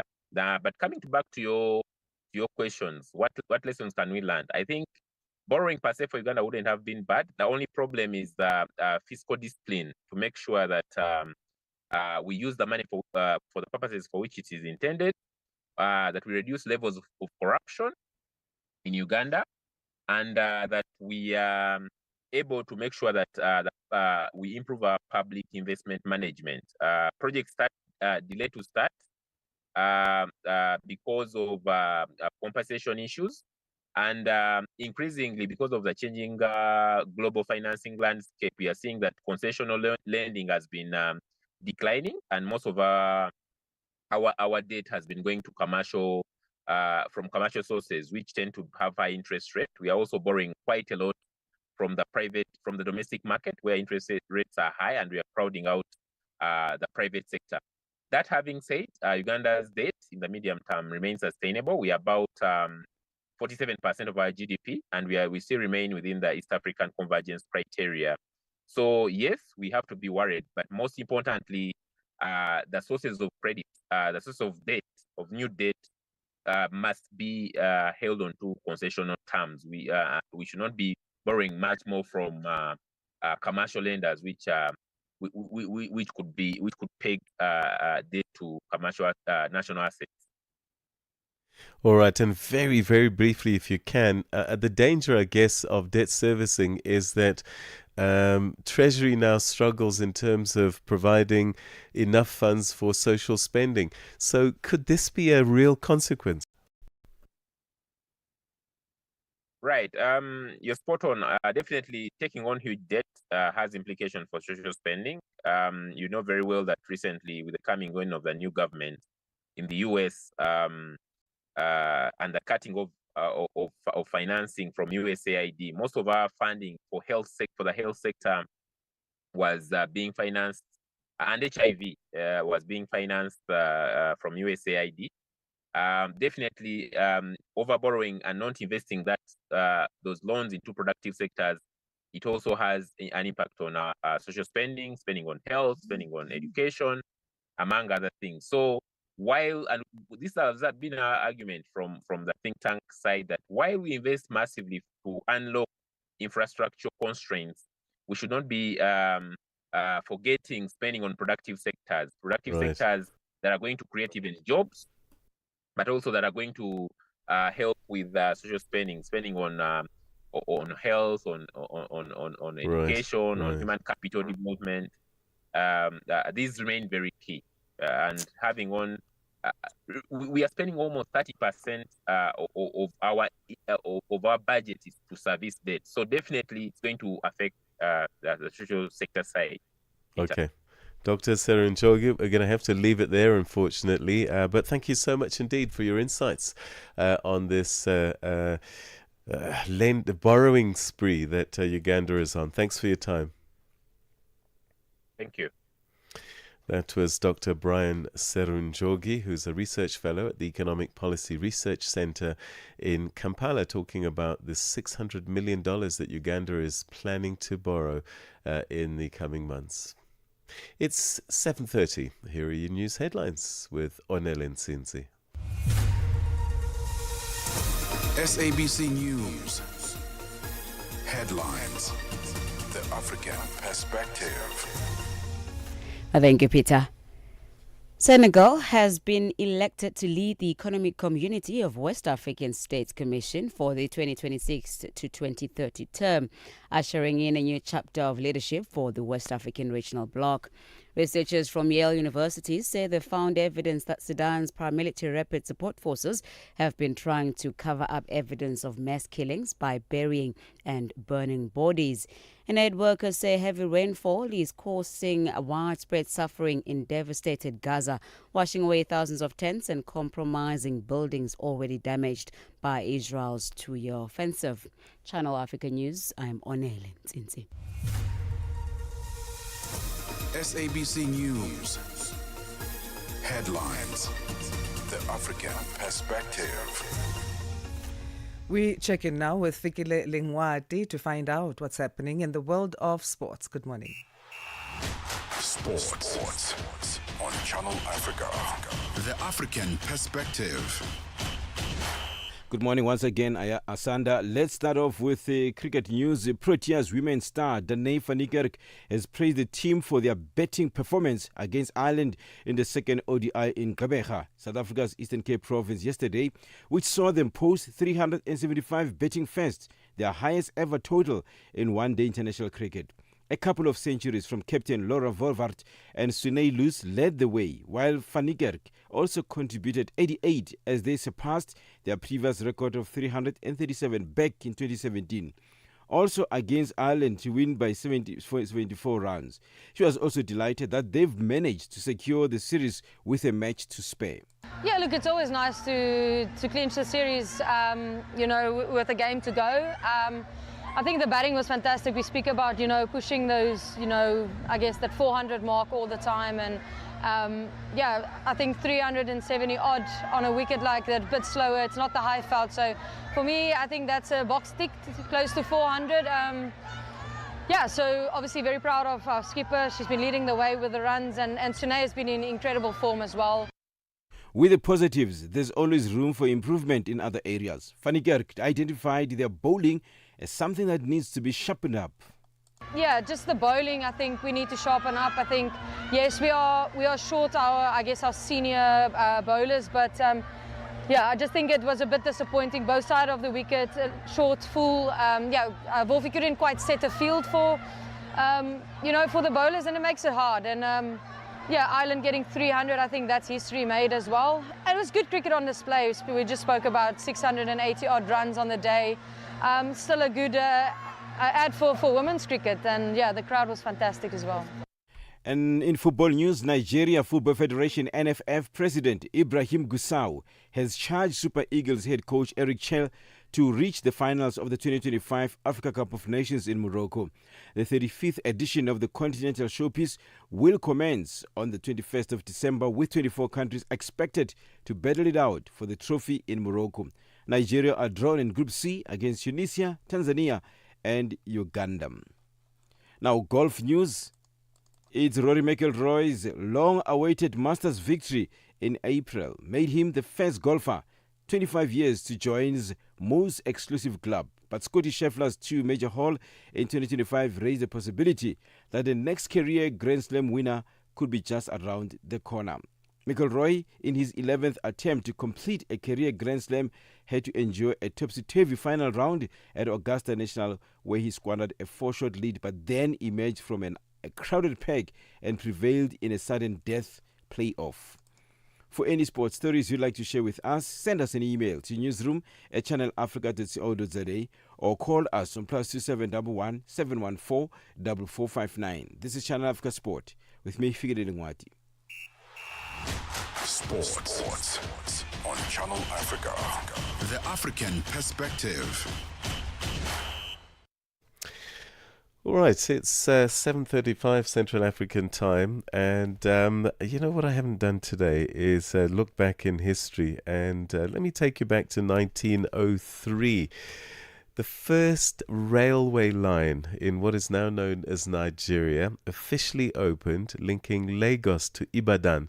And the rail network would later play a central role in trade, mobility, and colonial administration, and remain a symbol of early infrastructure development in West Africa. So that's great news playing out in 1903. Rail was the only way beyond getting on a bus or something like that. In 1958, Guinea adopted its first national constitution, and this was just months after becoming the first French colony in sub-Saharan Africa to vote for immediate independence. And this all happened under President Ahmed Sékou Touré. And you can see the relationship with France hasn't improved much in terms of West African states, even to this day. And in 1989, if you were old enough, you would have been watching what was happening in Namibia, because the country held its first ever democratic elections under UN supervision. And that paved the way for full independence from South African rule the following year. So significant moments in time, certainly in West and Southern Africa.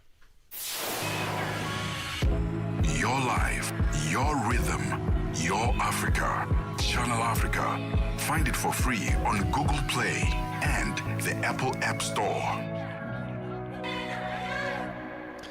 Time now to catch up and find out what's been happening in the world of business, economics, and all of that. And at the business desk this morning, good morning to you, Matapelo Mahape. Business news on Channel Africa. The African perspective. Thank you, Peter, and good morning. Gold mining companies in Ivory Coast have begun paying a new 8% royalty on revenue backdated to January after months of disputing the legality of the levy. Chanduko Legege has more details. It has been reported in the media that the world's top cocoa producer, which is seeking to diversify its economy, replaced the previous 3% to 6% range, linked to contract terms with the flat 8% rate. Miners initially refused to pay, arguing that the move was unlawful because their contracts shielded them from fiscal changes, and entered negotiations with the government to have the new royalty scrapped. However, companies have since started paying after the government refused to change its position. And Morocco's central bank maintained its benchmark interest rate at 2.25% for the third consecutive meeting, stating that current borrowing costs are suitable given domestic easing, inflation, and global economic uncertainty. Inflation is projected to average 0.8% this year, rising to 1.3% in 2026 and 1.9% in 2027.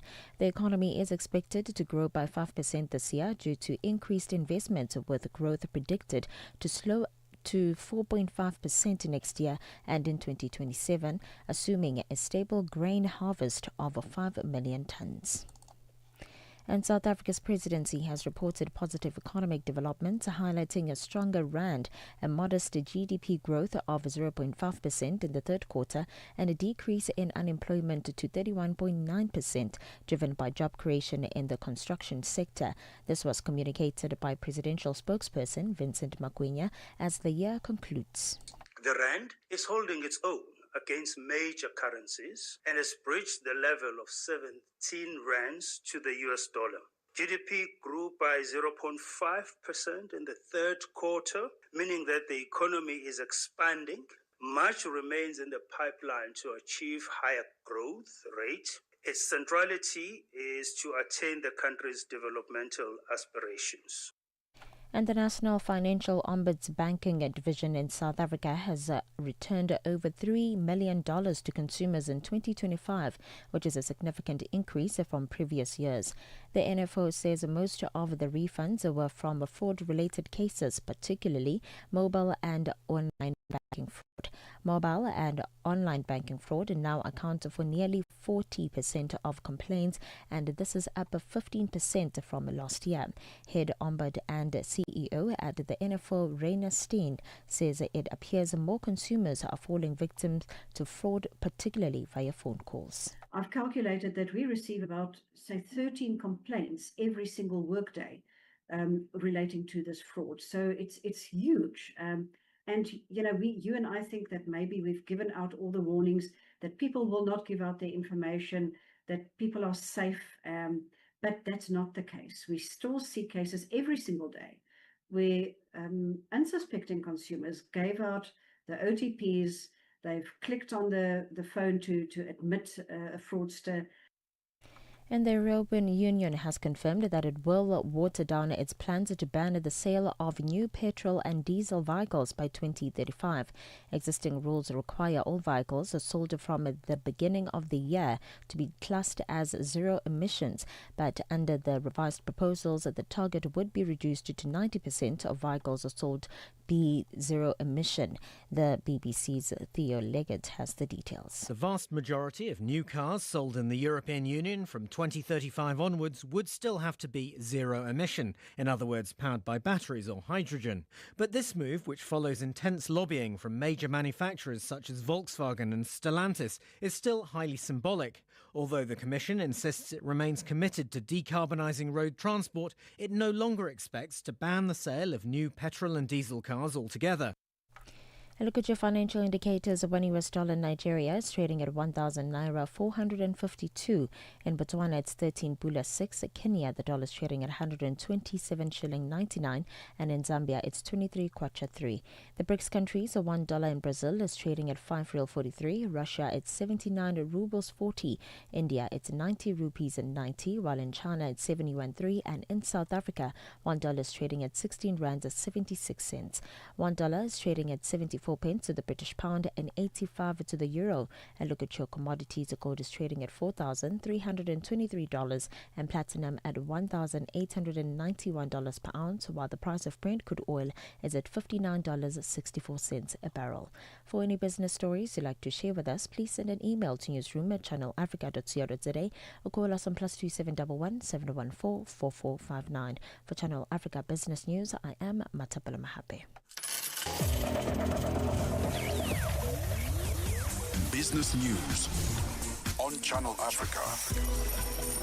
The African perspective. We'll be looking at the Rwandan-backed M23 rebels in just a bit here on Rise and Shine, who have said that they will withdraw from the eastern Congo town of Uvira at the request of the United States administration. And this after they were criticized for seizing the town last week as a threat to mediation efforts. That story is coming up. Stay with Channel Africa.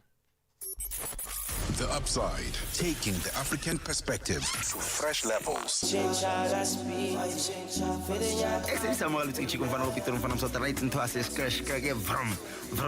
Africa. We're about to have ourselves a good time right now. It's a whole thing. You've partnered up with Focalistic, based on a true story. You know, it's actually crazy for you to put it like that, partnered up. You know, this is someone I look up to from a very long time. 3 years ago, we put out a single, Pele Pele. Yeah. You know, that was my first record with him. This project, based on a true story, the album was so highly anticipated and premeditated on our end, you know, because something we constantly, you know, kept on going back and forth about, but we never actioned it. It's actually quite crazy because all of this is happening whilst we are both working on our albums. You know, I'm working on my album 31314 because there's a record, 31314, the interlude. So it's like a prelude to the album, you know. Let me pronounce it properly. Is it 31314? 31314. The Upside, live and real. It's dynamic. Bringing you the energy, news, and good vibes to kickstart your day. This is Rise and Shine on Channel Africa. South Africa's central bank is planning the biggest overhaul of the country's cash system in decades. The move includes the creation of a new cash management company, the rollout of white label ATMs, and tighter oversight on how money circulates. So this is all aimed at making cash cheaper and easier to access. But the big question remains, is South Africa ready for a cashless society? Channel Africa's economics reporter Innocent Samusa spoke to locals and filed this report. Cash circulating through Africa's largest economy amounts to nearly $11 billion, or about 2.5% of GDP, and still makes up roughly 2/3 of all transaction volumes, despite the steady growth of digital payments. Mining industry executive Kilepile Dintwe believes South Africa is ready for a cashless economy. I think South Africa, we are definitely ready. We have a network that is available because you require infrastructure to enable that. That's the first part. The second part, obviously, the rural community. There's also a psychology factor here with the elderly who would still want and trust cash to be what it is in their hand as notes. So for you now to expect them to have a numeric capability of analyzing a statement or relying on any form of accounting presentation on a cell phone that says that, you know, she knows that she had 50 rands and she paid 30 rands for sugar and tea. She knows she's got 20 rands in her hand. That's what she feels. Now, all of a sudden, she must make up that to be existing in her mind and not being in her purse. Handling cash can be expensive, and at times, citizens pay the price. Social media specialist Spiwe Mtombeni says the move should not be rushed or forced. I think the move to remove ATMs and go cashless is mainly about convenience and cutting costs, but it's not simple for everyone. So while digital payments are easy for many people in the cities, cash is still very important for people in the villages, especially informal traders, grant recipients, and older people who may not have smartphones, data, or confidence. Going cashless shouldn't be rushed or forced. Meanwhile, entrepreneur Petronella Mudzingwa says the SADC region is not yet ready to fully transition to a digital economy. I don't think we're ready for a cashless economy. I think those things work in certain economies. For example, in the case of Zimbabwe, we could say it's a cashless economy because of the demand for cash. There was no cash, so they were forced by circumstances to go digital. That's why you notice even when we tried to introduce digital money in South Africa, it did not work initially because there was no demand for it. Engineer Dalton Chilani says the idea has merit, but warns that inequality and a lack of information remain long-standing challenges. Life in South Africa favors certain people who have got every document. I'm not talking about foreign nationals, I'm just talking about our home-based citizens. Most of them do not even have it. That's why there is Kumbulekaya, everyone is going there. Most of our people are going there at the age of 40. Someone is still looking for an ID, a document. As South Africa weighs the future of cash, the debate continues, balancing convenience and innovation against inclusion, safety and readiness in a rapidly challenging digital economy. For Channel Africa News, I'm Innocent Samos in Johannesburg. Channel Africa sends you joy and good energy. This festive season, share your memories on our socials. Follow us on Facebook and Instagram at Channel Africa 1. Rwanda-backed M23 rebels have said they will withdraw from the eastern Congo town of Uvira at the request of the U.S. administration, which had criticized seizure of the town last week as a threat to mediation efforts. The rebels entered Uvira on the border with Burundi less than a week after the presidents of Congo and Rwanda met with U.S. President Donald Trump in Washington and affirmed their commitment to a peace deal known as the Washington Accords. For more on this story, Channel Africa News correspondent in the DRC, Jimmy Shukrani Bakonera, joins us live now. Jimmy, good morning to you and thanks for making time. Thank you so much, Asanda. So let's start here. Do we know at what stage the withdrawal is set to take place? Yes, the M23 have just communicated about this withdrawal, which is going to take place in their communique since yesterday. The coordinator, the chairman of the IFM 23, have just launched a press release saying that they are ready to withdraw in the Uvira city, just in border with Burundi, the country. Which is the area which is near Burundi. Then the coordinator of M23 have just analyzes this, that they are able to withdraw in Uvira just to go back in some position which located somewhere in Kamanyola, where the M23 occupied since October, after just a big clashes between this movement and the Congolese government, the Congolese army FARDC. So then, for now, in Uvira, it's a manifestation. People are just manifested just to show that they are not happy with this withdrawal, because they are feel that this situation can maybe make them in danger. But until now, there are elements M23 in Uvira, not yet, but M23's administration announced that this withdrawal took place in the coming hours, but there is no withdrawal until now, even if this confirmation on the chairperson of the M23. So let's look back then and get an overview. Fighting had intensified. Uvira was taken about a week ago by the M23 rebels, or so they claimed. Then they were threatening to push further towards Katanga. So what is this destruction that the M23 and their presence has caused so far? Yes, not only in Uvira, but the clashes kept on having to reach Baraka city for now, which is the capital, the provincial capital of the South Kivu province. You understand that this area is one of the important of the South Kivu province, just in Fizi territory. Then the clashes, them 23 advanced to attend this city and to attend Kalemi, even to attend Kisangani and other major cities of the eastern DRC. This, of course, it's something like somebody says this decision or this asking of the U.S. administration can be just a distraction, but even M23 have confirmed this.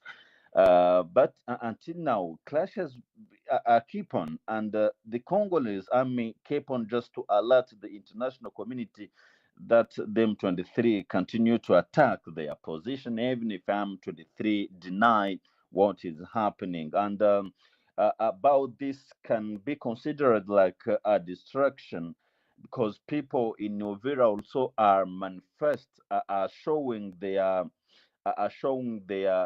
disagreement to this decision to ask the M23 element to withdraw in Uvira city. And this you can look it's something which is not understanding because there is no measure which have been taken and showing people what this can cost.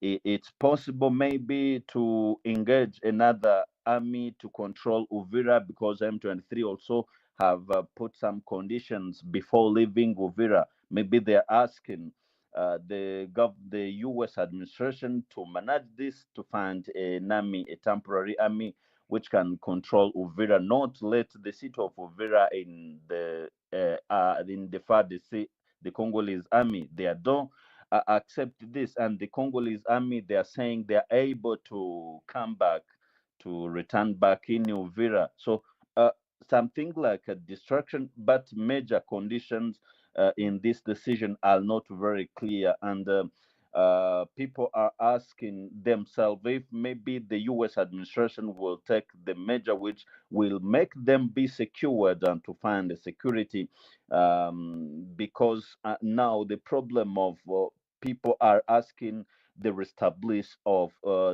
and the restoration of security in their city. So until now, with something which is not understood, but political analysts are saying it can be back to U.S. administration just to seek a great solution about this decision which have been taken and to make sure that people are going to be in security even if the M23 can just withdraw in Uvira, but they ask to find some condition and measure which can put people in good condition just to struggle against insecurity and the human rights abuse which they are accused for former to be committed by the Congolese army and the militias was Alendo which helped the government of Congo to fight against M23. While fighting had escalated previously, the M23 rebels had claimed that they had captured hundreds of Burundian soldiers during their offensive. What do we know of what's become of them now? Will it be something that the DRC government looks at giving an update on? In the communique, M23 just announced this, and they announced that they have just let them go back in their country because, and they show us the reality on the ground, saying 500 Burundian army have been captured in near Uvira in the Great Plateau of Minembwe and others. Other territories, other areas which are now controlled by M23 after capturing the city of Uvira. They just let them go back. But the problem is when the M23 have taken over the city of Uvira, the border between the DRC, which is called Kavimvira, have been blocked by the Burundian government. And M23, when they let the Burundian soldiers go back, until now there is no update for the Burundian army to confirm. Even those their elements have just arrived in Burundi. Even if the M23 have confirmed that, even on the side of government, they are now on the process of this withdrawal, but there is no other update until now, Asanda. I don't know how difficult it is for you to tell what the mood is like then amongst the people in Uvira, since there are so many uncertainties and there doesn't seem to be clarity in terms of even this withdrawal and when it will begin. Uvira, just a lot of mass of insecurity where they declared. Now the activity have been restored, but only there's manifestation which I told you just to say no for this withdrawal because M23 is controlling this area and the FARDC have fled and the Burundian army fled was a land also, but our activity are just on the good mood. Of course, there are a lot of people who have just fled the city, which are now in Burundi because it's an approach country which can receive, who have received many refugees from the DRC. But now in Uvira, just we can say physically it's a calm, but not sure since this withdrawal and decision have been taken by the U.S. administration. Jimmy, we'll leave it there for now. Thank you so much for this update, and we'll continue to have these chats. Thank you so much, Asanda. Pleasure. Jimmy Shukrani Bakonera is Channel Africa's correspondent in the DRC, giving us the latest there in terms of the M23 rebels saying that they would withdraw from the eastern Congo town of Uvira, and this at the request of the United States administration. The U.S., of course, saying that it will dampen the efforts that have been made so far as mediation is concerned in the country. But as we hear, there is no clarity in terms of when this withdrawal will take place or if it really will. And the mood in Uvira is one of question marks, it seems. So we'll continue to monitor that. Tune in and turn up the volume. This is Channel Africa. It's 8 o'clock Central African time, which means it's time for the news with Onelin Sinsi. SABC News. The African Perspective. Thank you, Peter. Senegal has been elected to lead the Economic Community of West African States ECOWAS Commission for the 2026 to 2030 period, ushering in a new chapter of leadership for the West African Regional Bloc. The decision was taken at the 68th Ordinary Session of the Conference of Heads of States and Government of ECOWAS held in Abuja, Nigeria. This marks the first time Senegal has been entrusted with the presidency of the ECOWAS Commission. Earlier, the ECOWAS Council of Ministers officially supported Ghana's bid to chair the African Union in 2027. Researchers from Yale University say they've found evidence that Sudan's paramilitary rapid support forces have been trying to cover up evidence of mass killings by burying and burning bodies. The experts say the RSF has likely disposed of tens of thousands of remains. The BBC's Bernadette Kehu explains. When its fighters captured the city of El Fasher in October, the RSF drew international condemnation amid reports of executions and crimes against humanity. Yale researchers analysed satellite images of clusters of bodies in multiple locations, which changed in size in the weeks after El Fasher fell. They identified 150 clusters, of which almost 60 are no longer visible. They say this demonstrates continued efforts by the RSF to clean up evidence of massacres. Morocco has rolled out nationwide emergency aid to assist tens of thousands of families affected by freezing temperatures, heavy rains and snow this winter. Flash floods following torrential rains have killed 37 people in the coastal province of Safi on Sunday, damaging some 70 homes and shops. The relief operation will target 28 provinces affected by freezing temperatures, snow and rainfall, with food supplies and blankets to be distributed to around 73,000 households. Morocco is experiencing heavy rains and snowfall after 7 years of drought that has emptied some of its main reservoirs.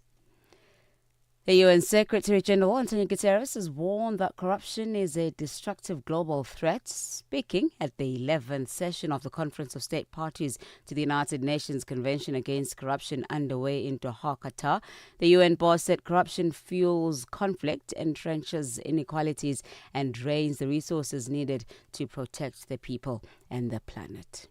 Corruption is not a victimless crime. It fuels conflicts, entrenches inequalities, and drains the resources needed to protect people and planet. Every dollar lost to economic crime is a dollar stolen from those striving for a better future. This conference is about shaping tomorrow's integrity, because in our rapidly evolving world, corruption is evolving too. Lastly, aid workers say heavy rainfall is causing widespread suffering in devastated Gaza, washing away thousands of tents and compromising buildings already damaged by Israel's two-year offensive. Reports say one Palestinian was killed and several injured yesterday when a residential block partially collapsed. Operations at Al-Shifa Hospital were disrupted because of a leak. This man is living in tents in Gaza's Al-Muwaza area.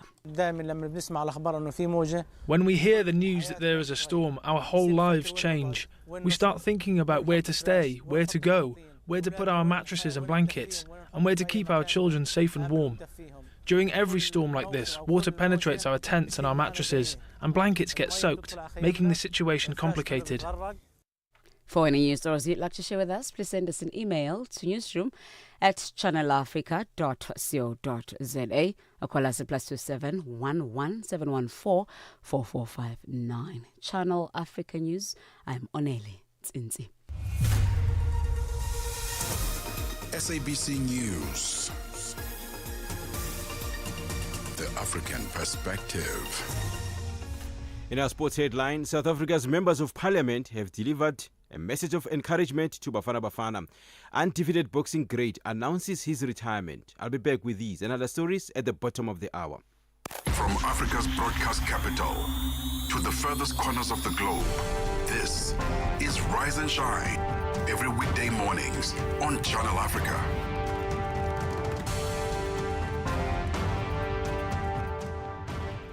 Very good morning to you.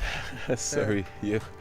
Good morning to you. Thank you so much indeed for joining us for this, the third and final hour of Rise and Shine. And coming up in the next 30 minutes, we'll be taking a look at a couple of issues. And one of them is South Africa's energy sector, which is undergoing what's being described as its most significant transformation in decades. And if you want to find out what that is, stay with us for that.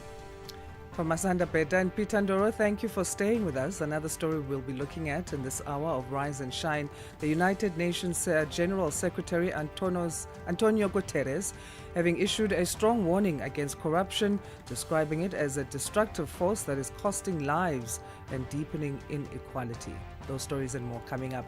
At Channel Africa 1 is where you can connect with us on the SABC Plus app, as well as on www.channelafrica.co.za. Africa, meet Abedi. Yeah, that's me. Abedi is a music lover through and through. I really love African music. He's got a taste for all kinds of tunes and spends his days listening to Channel Africa. Guess what? He didn't know. Okay. Channel Africa wants to help Abedi and all music lovers everywhere to discover even more incredible music. That is why Channel Africa is calling on all African musicians to submit their music.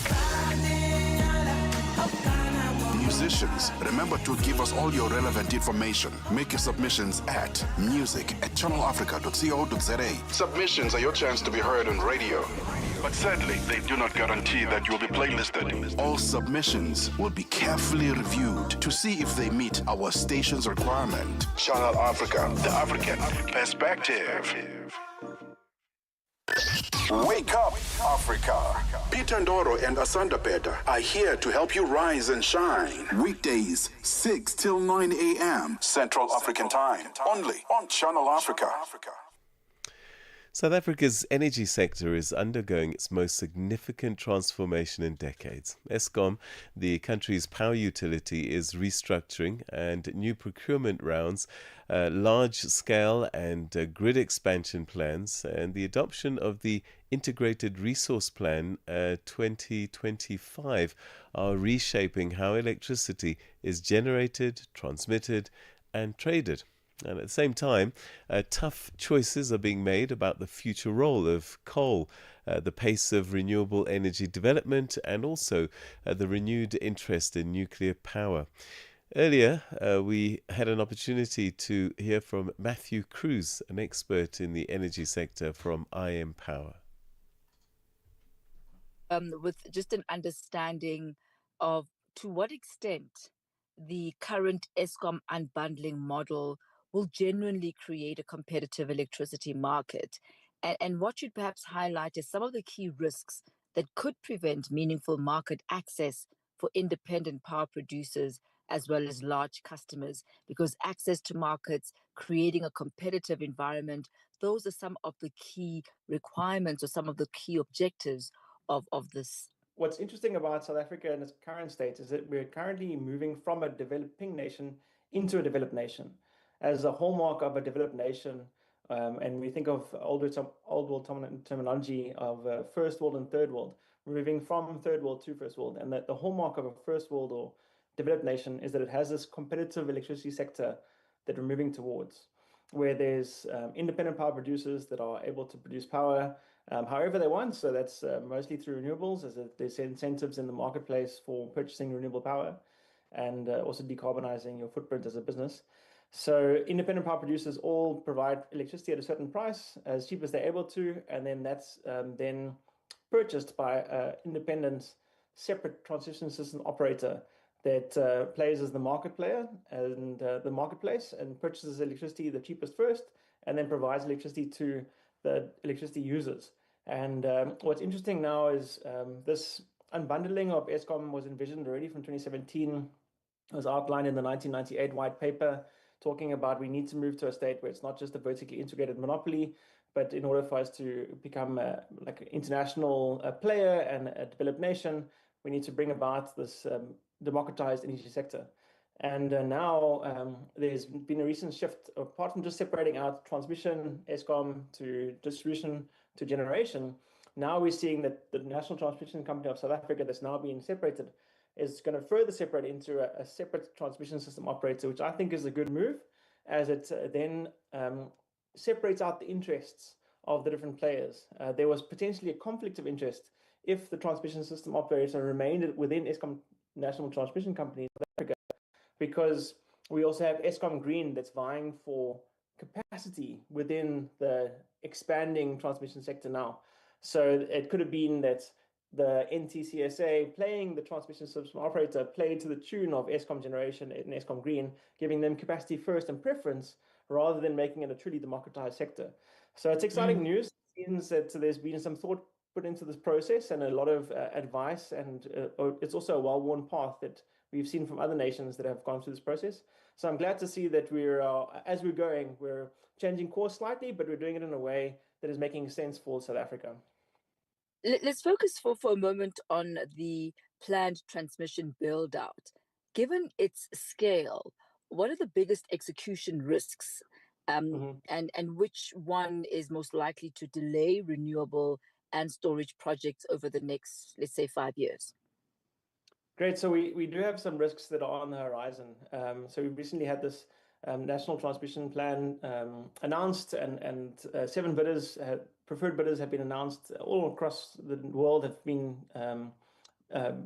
named as potential contractors that we're working on our transmission system from Spain to India, Middle East, South Africa as well. So there is a risk here where we saw previous times when there was these kinds of rounds of public participation. We think of the Renewable Energy Power Producer Program, Bid Winner 5 and 6, which both pretty much failed in that only half of the projects met financial close and actually moved forward from Bid Winner 5 and Bid Winner 6. For Bid Winner 5 was mainly for financial constraints, so that's one key risk. Coming back to your previous question, what are the risks? Is that there's a bid that's done by these companies where they say, oh, we'll be able to build it for X amount, say 10 million rand. And then when it comes about in 9 months' time, when they actually start to build, there's some global disruption. And in Bid Winner 5, it was the Ukraine war started, and that made the price of logistics and receiving goods that were pertinent to solar farms and wind farms really increased 50% in terms of their transportation costs.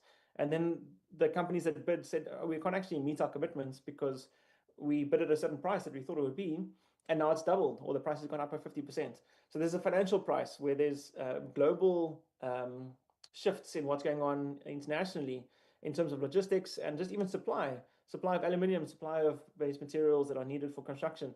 They could increase between the point where the bid is confirmed and then now they actually need to construct. So there's a financial risk.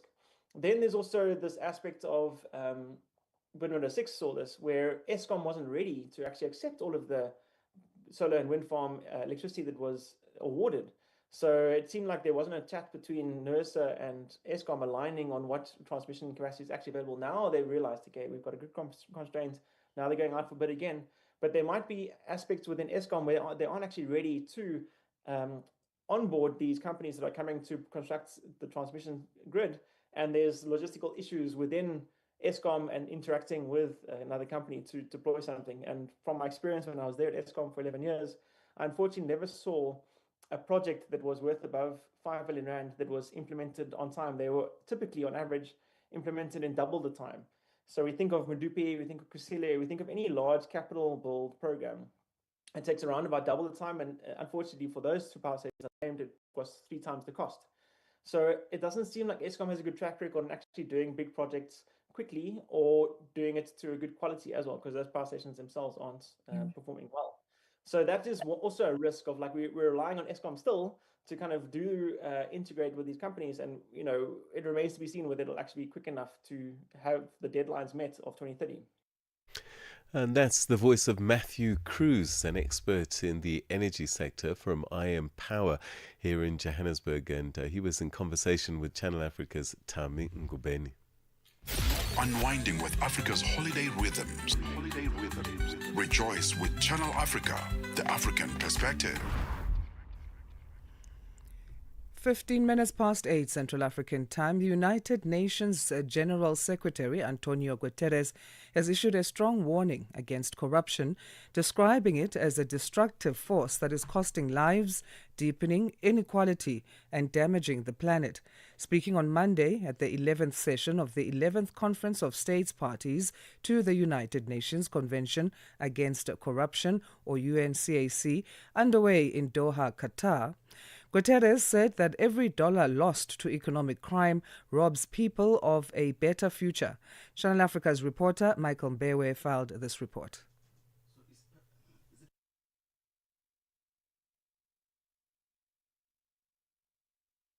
Your morning companion with the stories that matter. This is Rise and Shine on Channel Africa.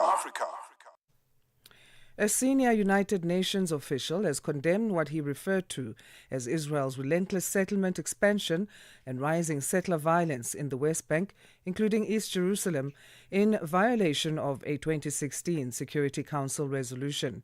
That resolution states that Israel's settlement activities constituted a flagrant violation of international law, had no legal validity, demanded a stop to such activity, and called for immediate steps to prevent violence against civilians. Briefing the Council on the implementation of that resolution, Deputy Special Coordinator for the Middle East Peace Process, Ramiz Al-Kabarov, warned that Israel's continued settlement expansion fueled tensions, impeded Palestinian land access, and threatened the viability of a contiguous and sovereign Palestinian state. Sharon Bryce-Peace reports. The Council heard that in 2025, settlement advancement reached its highest level since the UN tracking began in 2017, with Israel's cabinet on December the 11th deciding to approve or regularize 19 settlements in the occupied West Bank, including in regions evacuated by Israel in 2005. Listen to the Deputy Special Coordinator for the Middle East Peace Process, Ramiz Alakbarov. I condemn relentless Israeli settlement expansions in the West Bank, including East Jerusalem, which fuels tensions, impedes Palestinian land access, and threatens the viability of the contiguous and sovereign Palestinian state. The expanding or settlement, including outposts, coincides with rising settler attacks, further entrenching the unlawful occupation and violating international law, undermining Palestinian self-determination. All Israeli settlements in the West Bank, including East Jerusalem and related infrastructure, have no legal validity and violate international law and UN resolutions. Al-Akbarov also pointed to a 2024 advisory opinion of the International Court of Justice that Israel's continued presence in the occupied Palestinian territory was unlawful and must cease as soon as possible, that Israel's settlement policy violated international law, and that its policies amounted to annexation and a violation of the prohibition of the acquisition of territory by force. The UN General Assembly has subsequently passed a number of resolutions, including one in September last year, demanding that Israel bring an end to its unlawful presence in the OPT within 12 months.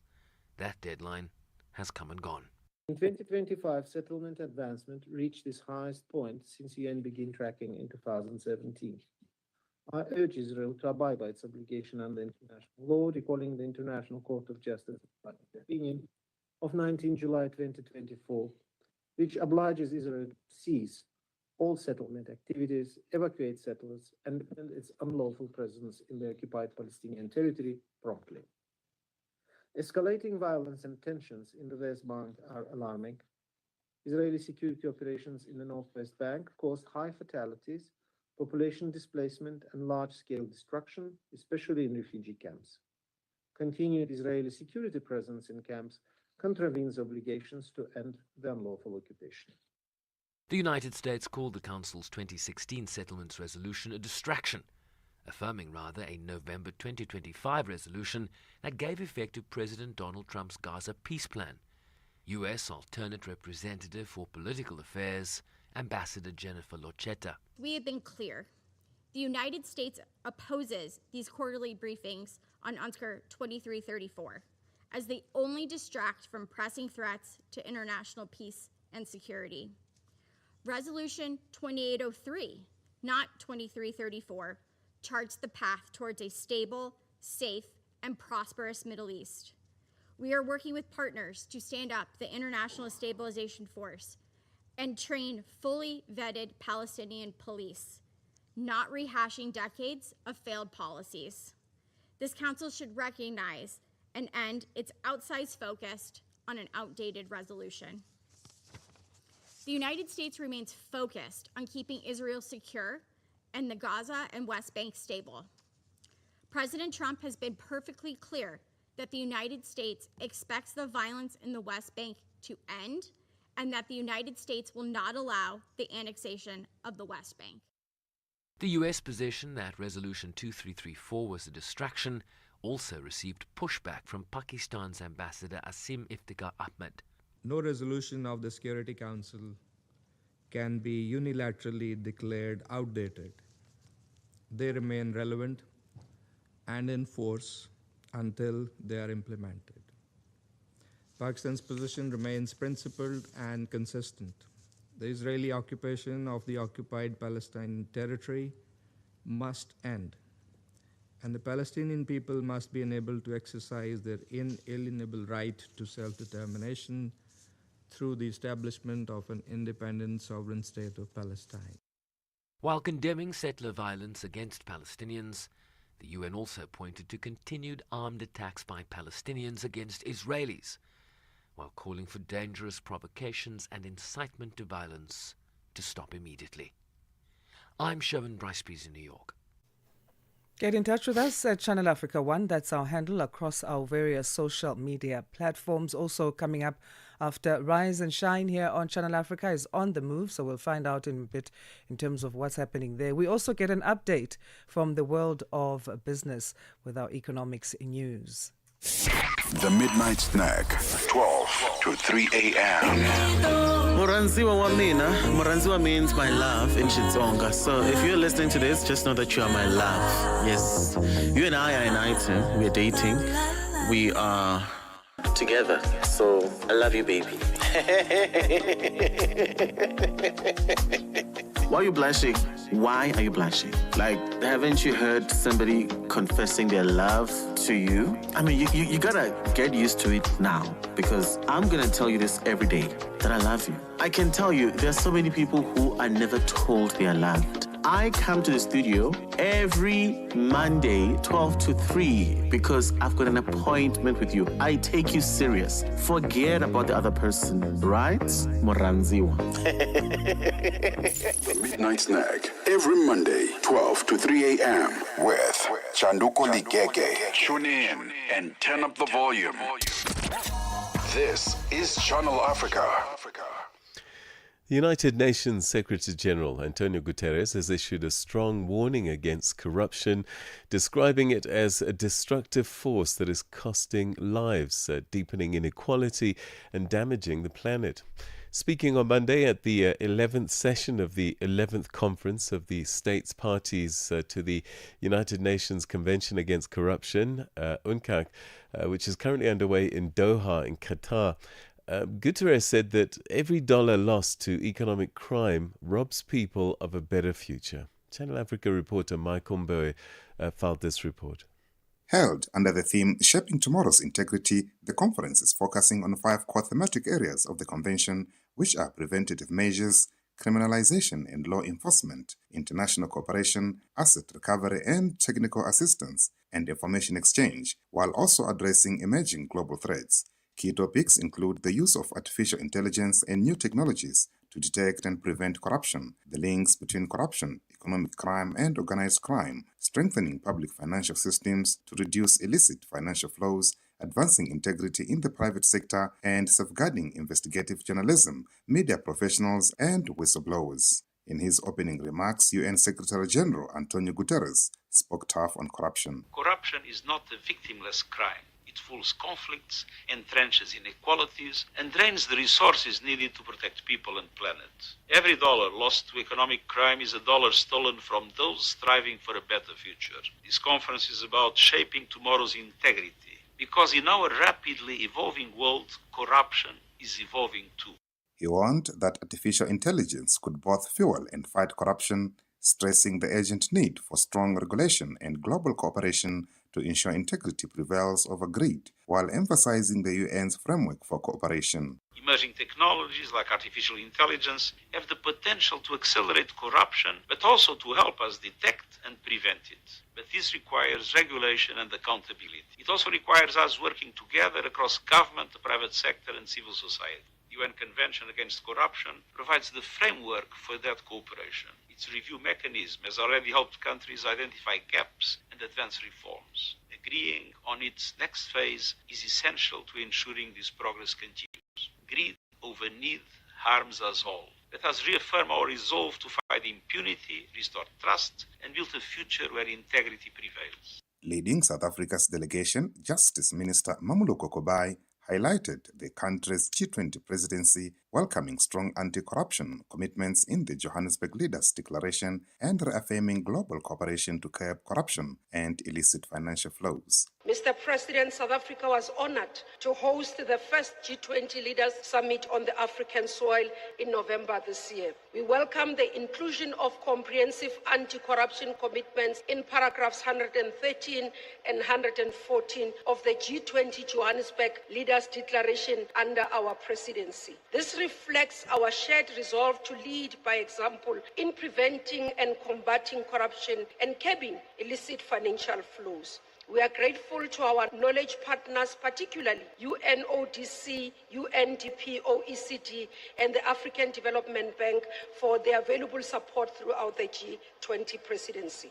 She re-emphasized South Africa's commitment to fully implement the UN Convention Against Corruption, calling for stronger global support and sustainable funding to enhance anti-corruption efforts. In this context, South Africa is committed to the full implementation of UNCAC and its implementation review mechanism. We value the observations and recommendations provided by the reviewers and have made significant progress in strengthening our anti-corruption framework in alignment with the convention. South Africa values UNODC's support in strengthening anti-corruption efforts through technical assistance and calls for sustainable and predictable funding of the review mechanism to ensure the working group operates effectively. Adding the African perspective, Nigeria's Attorney General and the Federation's Minister of Justice Lateef Olasunkami Fagbemi addressed the issue of corruption, emphasizing its far-reaching impact and the need for decisive action to fully realize UN SDGs. Mr. President, corruption remains a major obstacle to sustainable development, economic stability, and global peace. Its evolving, interconnected, and transnational nature demands deeper cooperation, stronger institutions, and renewed political resolve. While progress has been made, sustained and collective action is imperative if we are to achieve inclusive growth and sustainable development goals. Just as South Africa, Nigeria has also pledged its commitment to implementing outcomes of the review process. Nigeria reaffirms its steadfast commitment to the full and effective implementation of UNCAC.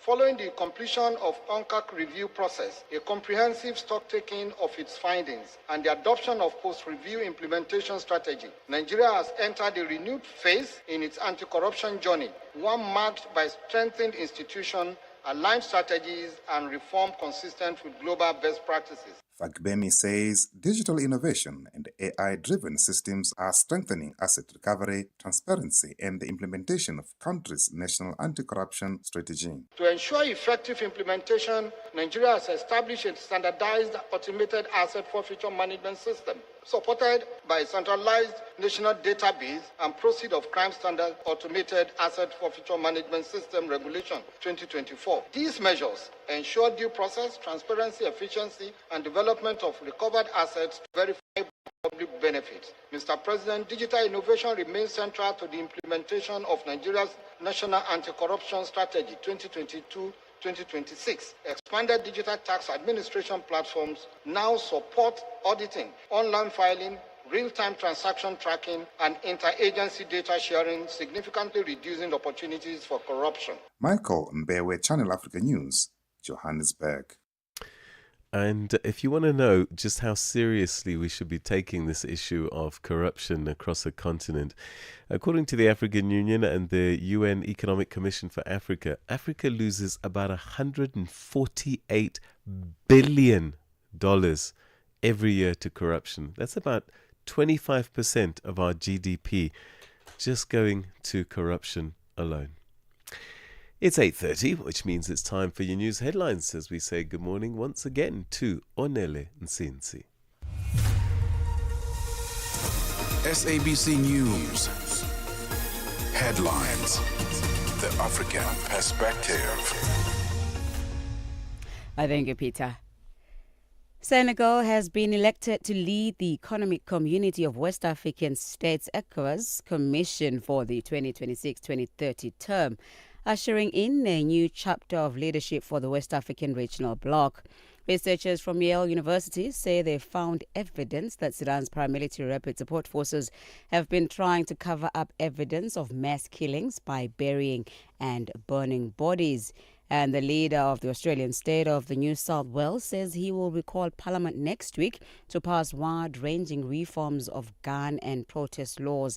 This is days after the country's deadliest mass shooting in 3 decades. Channel Africa News, I am Onele Nsinzi. SABC News. Headlines. The African Perspective. And now we find out what's happening in the world of sports. We get the latest from Fikile Lingwadi. Sports on Channel Africa. The African Perspective. First, it's football news as Bafana Bafana prepare to take to the continental stage at the Africa Cup of Nations in Morocco. Members of parliament in South Africa across the political divide rallied behind the national team, sending messages of unity, pride and encouragement. Chairperson of Parliament's Sports Portfolio Committee, Joe Magluwa, delivered a message of encouragement, urging the team to play with heart and make the country proud. Magluwa says Bafana Bafana are the pride of South Africa. We would like to say a word of encouragement and support to Bafana Bafana, who is off to AFCON. You are the pride of South Africa. Go out there, play your heart out and make South Africa proud. Go and show Africa what South Africa is made of. Good luck to Bafana Bafana. This while the Economic Freedom Fighters EFF party says AFCON goes beyond football, describing the tournament as a symbol of unity, resilience and African pride. EFF Member of Parliament Eugene Mthethwa. We would like to extend our unwavering support to the South African national football team Bafana Bafana as they proudly represent our nation in the Africa Cup of Nations. We actually recognize the significance of this platform, not only as a celebration of sporting excellence, but as a powerful symbol of unity, resilience, and African pride. As EFF, we call for all South Africans to also rally behind our team. On to cricket news. Proteas women's star Danae van Niekerk has praised the team for their batting performance against Ireland in the second ODI in Gqeberha in South Africa's Eastern Cape province yesterday, which saw them post 375 batting first, their highest ever total in one-day international cricket. She was also delighted that they've managed to secure the series with a match to spare. Yeah, look, it's always nice to clinch the series, with a game to go. I think the batting was fantastic. We speak about, pushing those, I guess that 400 mark all the time. And I think 370 odd on a wicket like that, a bit slower. It's not the high felt. So for me, I think that's a box tick, close to 400. So obviously very proud of our skipper. She's been leading the way with the runs, and Sunay has been in incredible form as well. Golf news. Rory McIlroy's long-awaited Masters victory in April made him the first golfer in 25 years to join golf's most exclusive club. But Scotty Scheffler's two major haul in 2025 raised the possibility that the next career Grand Slam winner could be just around the corner. McIlroy, in his 11th attempt to complete the Grand Slam, had to endure a topsy-turvy final round at Augusta National where he squandered a 4-shot lead, but then emerged from a crowded pack and prevailed in a sudden death playoff. And finally, with boxing news, undefeated world super middleweight champion Terence Crawford announced his retirement from boxing, hanging up his gloves 3 months after a career-defining victory over Saul Canelo Alvarez. A 38-year-old from Nebraska who dominated Mexican legend Alvarez in Las Vegas in September to claim the undisputed super middleweight crown announced his decision in a video posted on social media. For any sports stories you'd like to share with us, please send an email to newsroom@channelafrica.co.za or call us at +2711 714 4459. This is Channel Africa Sport with me, Fidel Ngwati. Sports on Channel Africa. The African perspective. So, 2010, we will forever remember it here in South Africa because it was the World Cup. And for sure, the feeling came and we had a great time. But a few months later, in the north of the continent, so many things happened. And it all started with protests in Tunisia. And it was at this time, middle of December, that protests intensified following the self-immolation of street vendor Mohamed Bouazizi. Now, these demonstrations would soon ignite what later became known as the Arab Spring. And that really reshaped political movements across North Africa and the Middle East. And so it started with Tunisia, but spread across, of course, to countries like Libya, and eventually seeing Hosni Mubarak ousted in Egypt. And these were things that we never thought we'd see. And one could not have predicted that the street vendor, Mohamed Bouazizi, young person who just was so helpless in the end, he said, you know what, you guys, there's no point in living given the intensity of the suffering you're inflicting upon us, set himself alight, and the protests began. And before we knew what was happening, 3 major governments shifted. And the Arab Spring, to this day, I think, has had its major consequences. So that was taking us back to 2010. Cheers to rest and renewal. Festive African greetings from Channel Africa. Go on, download the Channel Africa app. Right now, though, it's time for a final look at what's been happening on the business front. And guiding us through that business news is Matapelo Mahape. Good morning. Business news on Channel Africa. The African perspective. Thank you, Peter, and good morning. Mozambique is planning a major overhaul of the port of Beira, a key regional hub. The reform aims to improve coordination, enforce discipline, and increase efficiency as the port, which serves as a vital maritime gateway for central Mozambique and several landlocked neighboring countries, as Lokando reports. During a visit to the port, President Chapo highlighted major infrastructure challenges. Nearly 3,000 trucks use a single-access road each day, but only about 200 are able to gain entry, a situation the president described as inadequate. The proposal comes as the government rolls out a $290 million program to expand and modernize the port of Beira, including upgrades to access roads. The expansion is intended to meet rising demand from countries in the region such as Zambia, Zimbabwe, Malawi, and the Democratic Republic of Congo. Morocco's central bank maintained its benchmark interest rate at 2.25% for the third consecutive meeting, stating that the current borrowing costs are suitable given domestic easing inflation and global economic uncertainty.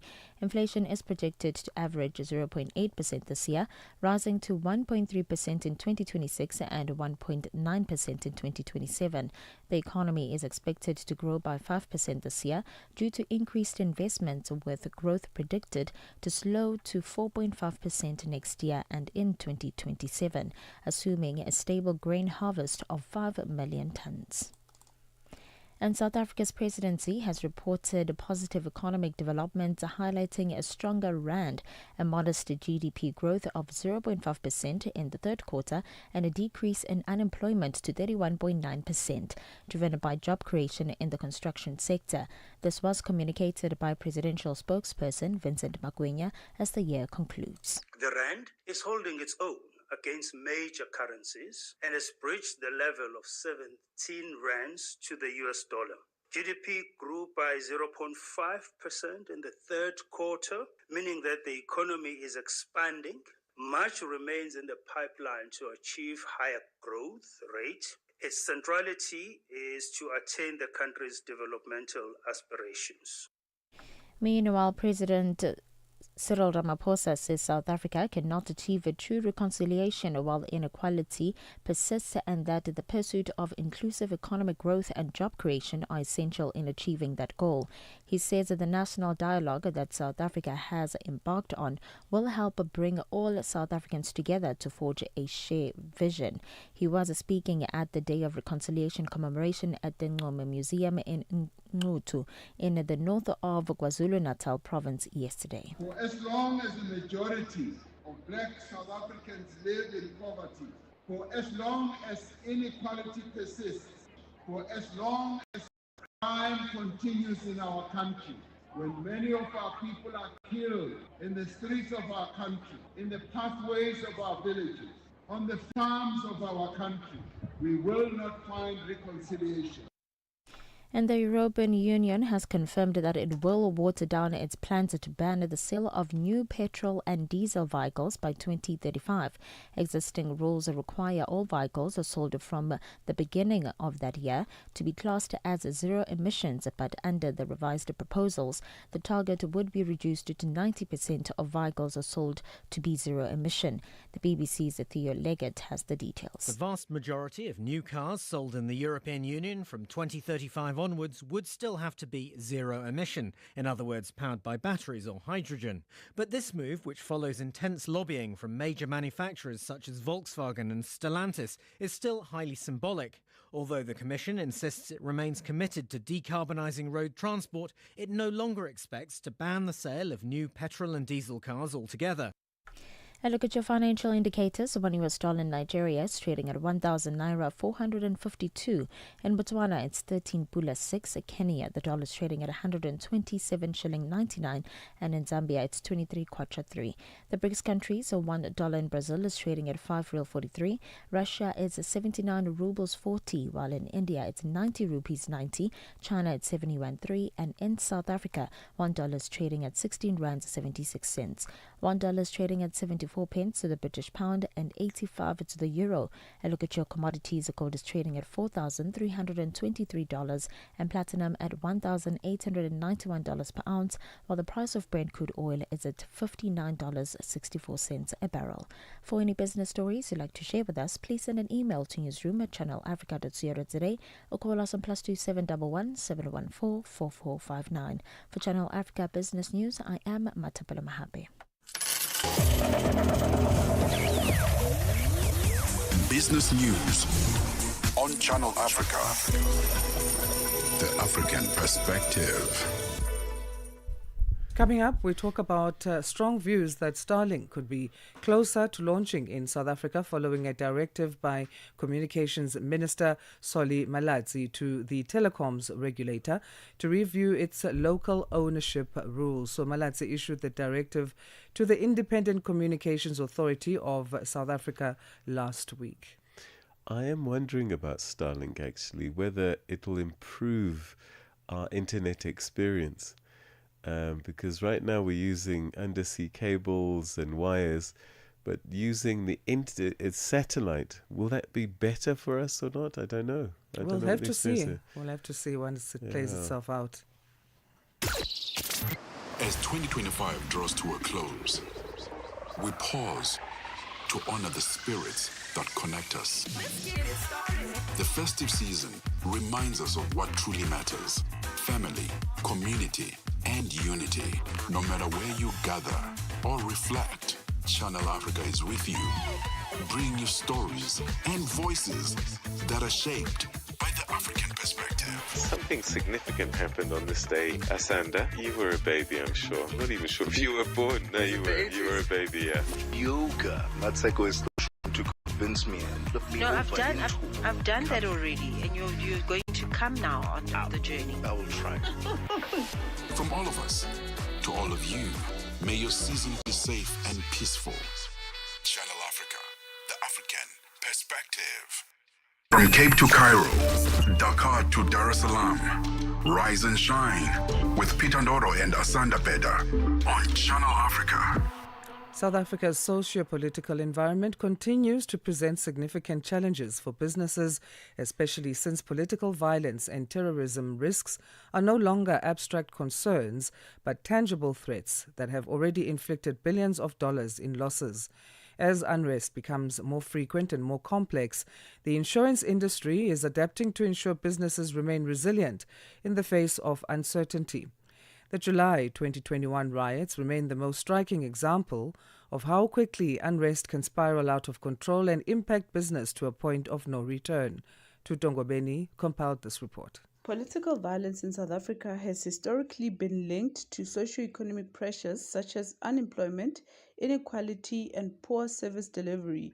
These issues remain unresolved, and their impact is increasingly visible in the form of strikes, riots, and civil commotion.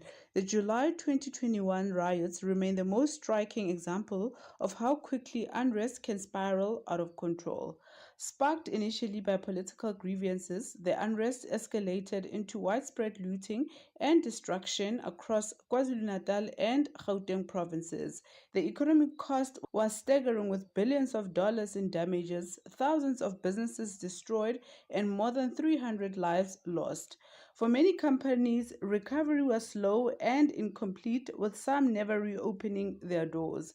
Meanwhile, recent surveys indicate that 79% of South African businesses fear a repeat of such unrest, citing unemployment, inequality, and failing infrastructure as major triggers. This sentiment underscores the fragility of the business environment and the urgent need for risk mitigation strategies. Ferguson Langenhoven, political violence and terrorism underwriter at ITO Special Risks, says PVT is of utmost importance in South Africa's environment. Political violence and terrorism cover is extremely important in South Africa. While South Africa is not in a state of civil war, it does face persistent risk of socio-political instability that makes PVT coverage an important component of risk management for businesses and property owners. The key reasons for its importance is the high frequency of civil unrest, the gap in standard insurance, where a policy such as your property policy almost always excludes PVT perils, as well as giving your local and foreign investors some economic confidence in the businesses that they're investing in. He further says severe political violence incidents may have a negative impact on businesses. Political violence incidents can impact businesses catastrophically. Severe political violence can impact businesses through both direct physical damage and indirect consequential losses, often leading to business failure. Your direct impacts being the likes of your property damage through looting and arson, theft of stock, violence against personnel, and indirectly through business interruption, where businesses may survive the riot but face prolonged closure due to repairs, supply chain collapse, or a damaged operating environment. Loss of income during this period can be fatal. With Sasria currently providing ground-up cover for strikes, riots, and civil commotion with limits of up to $30 million, which Langenhoven says it's not enough. For the vast majority of South Africa's SMEs, Sasria's 500 million limit is sufficient, as it is a ground-up cover for your standard strikes, riots, and civil commotion risk. However, it may not be enough for your large corporates, property owners, and complex risks. PVT insurance acts as an extension to Sasria, primarily in two ways: by providing coverage, number one, in excess of Sasria's 500 million, which fills the gap for large corporates, and as well as providing broader coverage and perils. PVT offers more cover. It covers terrorism, it covers insurrection, rebellion, coup d'etats, to mention a few. For Channel Africa News, I'm Tutongobeni in Johannesburg. Okay, so coming up shortly, we're going to be talking about Starlink, and it's coming into South Africa. Now, one of the things you may not know is that actually it's already in and reported to be operating in as many as 18 to 23 countries across the continent, including Nigeria, Kenya, Rwanda, Zambia, Mozambique, Botswana, Ghana, and Eswatini. I know that some people have accessed it in South Africa. I'm not sure how they're able to do it.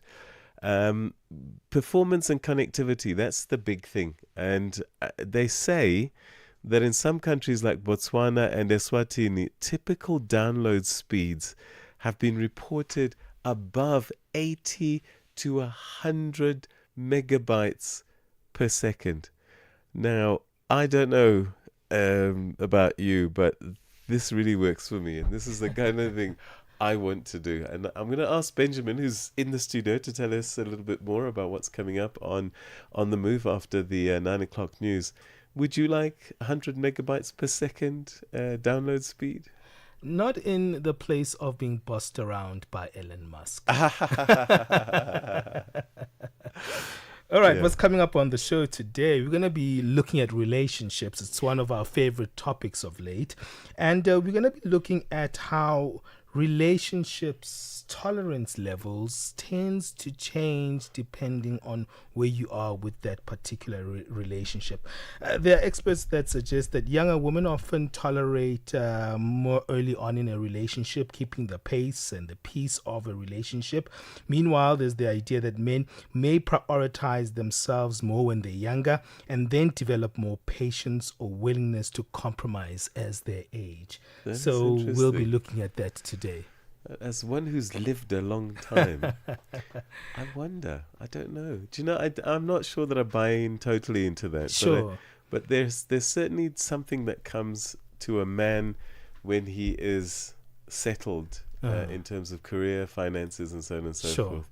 Because up until then, Indo Damast, there's so Yeah, much pressure, absolutely, yeah. can play out in how relationships play out. And also culture, we're conditioned to behave a certain way towards our women. I don't know. What do you It's think? an emotional maturity thing as well, because that Okay. grows with time. And Sure. the more experience you have in relationships. Mm-hmm. So you do shift the being selfish, in inverted commas, to being more self-aware. Mm-hmm. You know what you want more. And you know how to communicate it clear to your partner in a way that makes sense for them as well. Sure. Because you get to understand their style of love as somebody you've chosen. So it's easier to interesting, navigate isn't it? that. You know what I usually do in the Yeah. show? I actually feature your opinions, guys. Really? So this is information. Really? So Are we being recorded right now? you are being recorded right now. So I'll put those forward to the expert that we'll be speaking to today. Okay. Good factors, though. Good That points. is fascinating. Sure. What do you think? I think that it comes back to both of what you've both said. It's a level of maturity at a particular point in your Yes. life where you can actually, take what someone else brings with them. And then to a large extent, I also think that stability in life also allows you to approach a relationship in a different way than when you're used to when you're starting off your career. That's a different relationship, right? Than later on in life when you've settled in. All right, so that's coming up on The Move later on. Be inspired. Stay informed. Channel Africa, the beauty of life. Now available anytime, anywhere with our new app. Good morning starts here. Rise and shine on Channel Africa, the African perspective. There are strong views that Starlink could be closer to launching in South Africa following a directive by Communications Minister Solly Malatsi to the telecoms regulator to review its local ownership rules. Malatsi issued the directive to the Independent Communications Authority of South Africa last week. It could pave the way for Elon Musk's SpaceX and other satellite internet companies to operate in South Africa without meeting the 30% local black ownership requirement.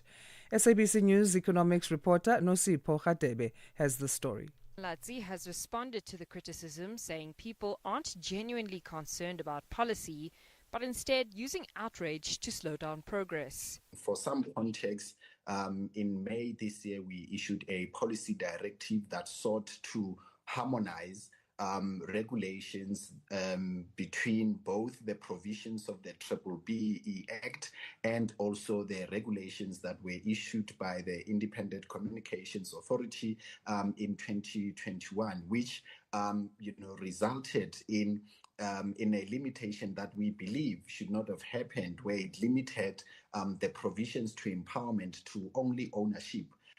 That process went through an open public process. We received over 19,000 submissions. Upon further interrogation of those submissions, 15,000 of them were substantive. The other were duplicate submissions. Chairperson of the Portfolio Committee on Communications and Digital Technologies, Kusela Tiko, has called on ICASA to apply its mind on the minister's directive. Now, what we are prepared to do as Parliament is that we're going to convene a meeting early in the year where we are going to appraise the committee of these developments and obviously ask the minister to brief us. As I said before, this is not the first time we are going to be doing it, but we are dealing with a minister who seems very intent on undermining Parliament, very intent on undermining the law. We have sought to understand whether a policy directive, which is of such huge import, he's even brought it before Cabinet for consideration. While it's not a requirement, we would think that something of this nature, which seeks to tamper with the laws of this country, he would have at least sought the wisdom of his collective. It seems that he has not done that here either. Meanwhile, business writer for Business Day, Mudiwa Gavaza, says the approach by the minister may be legal, but it brings into question the original intention of empowerment rules by changing how transformation is achieved. Companies in the sector that I look at, technology, media, and telecoms, we've seen that a lot of international technology companies have been using this. However, its use in telecommunications specifically is where the real angst is right now, because the empowerment has always focused on ownership in telecommunications. So it's almost a feeling At this point, that's where the opposition comes from. People feeling that the rules are being bent to accommodate Starlink, whose founder, Elon Musk, has said he's not going to, take on an ownership type of discussion. So, this is where we are. All of it, there is empowerment. However, the issue at hand is how do you deal with the conversation around ownership? National African Farmers Union President Motsepe Matlala acknowledges that smallholder farmers in South Africa do not have adequate access to the internet, but says relaxing policy to benefit certain individuals is not a good idea. Because clearly our historical oppressive methods where black farmers were excluded to the markets, were excluded to own anything, including land. When anybody then come into South Africa just because he is somebody, then our law or our rules are relaxed. I think that is absolutely unfair. That is not really recognizing the plight of the previously oppressed people. ICASA has yet to respond to the directive. Nosipho Khatebe, SABC News, Johannesburg. Southern Africa is a generally warm climate with clear seasonal patterns. However, the region has seen a lot of extreme weather conditions.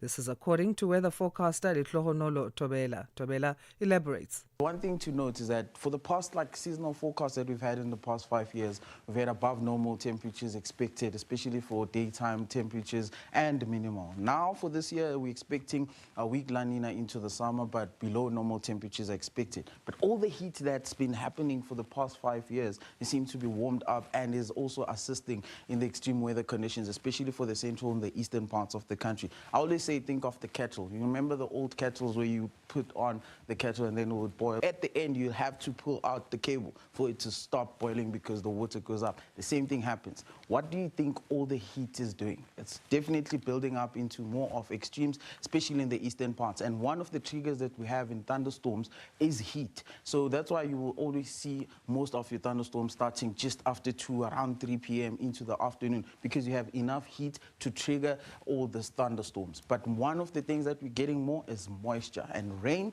needs a lot of moisture for it to happen. And we've been having a lot of feed from the northern parts covering Botswana, Namibia, with most parts of those systems bringing most of the moisture in the eastern parts and more of the high pressure systems in the eastern areas. So we're getting more and more of the rain. But one thing, before you have climate change, you have climate variability.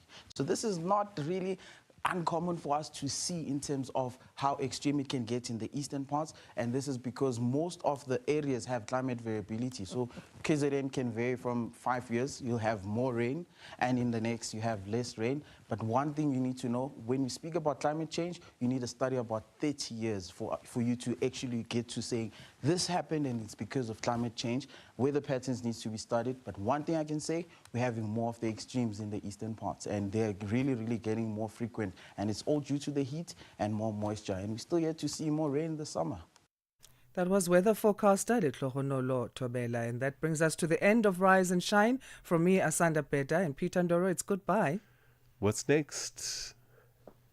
We are on Open Views Audio Bouquet, Channel 628.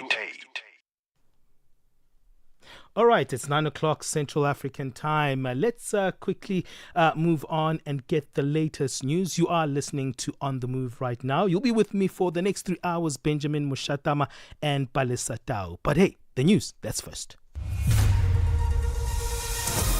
SABC News. The African Perspective. Thank you, Benjamin. Looking at your top stories, Senegal elected to lead the economic community of West African states, and leaders of the Australian state of New South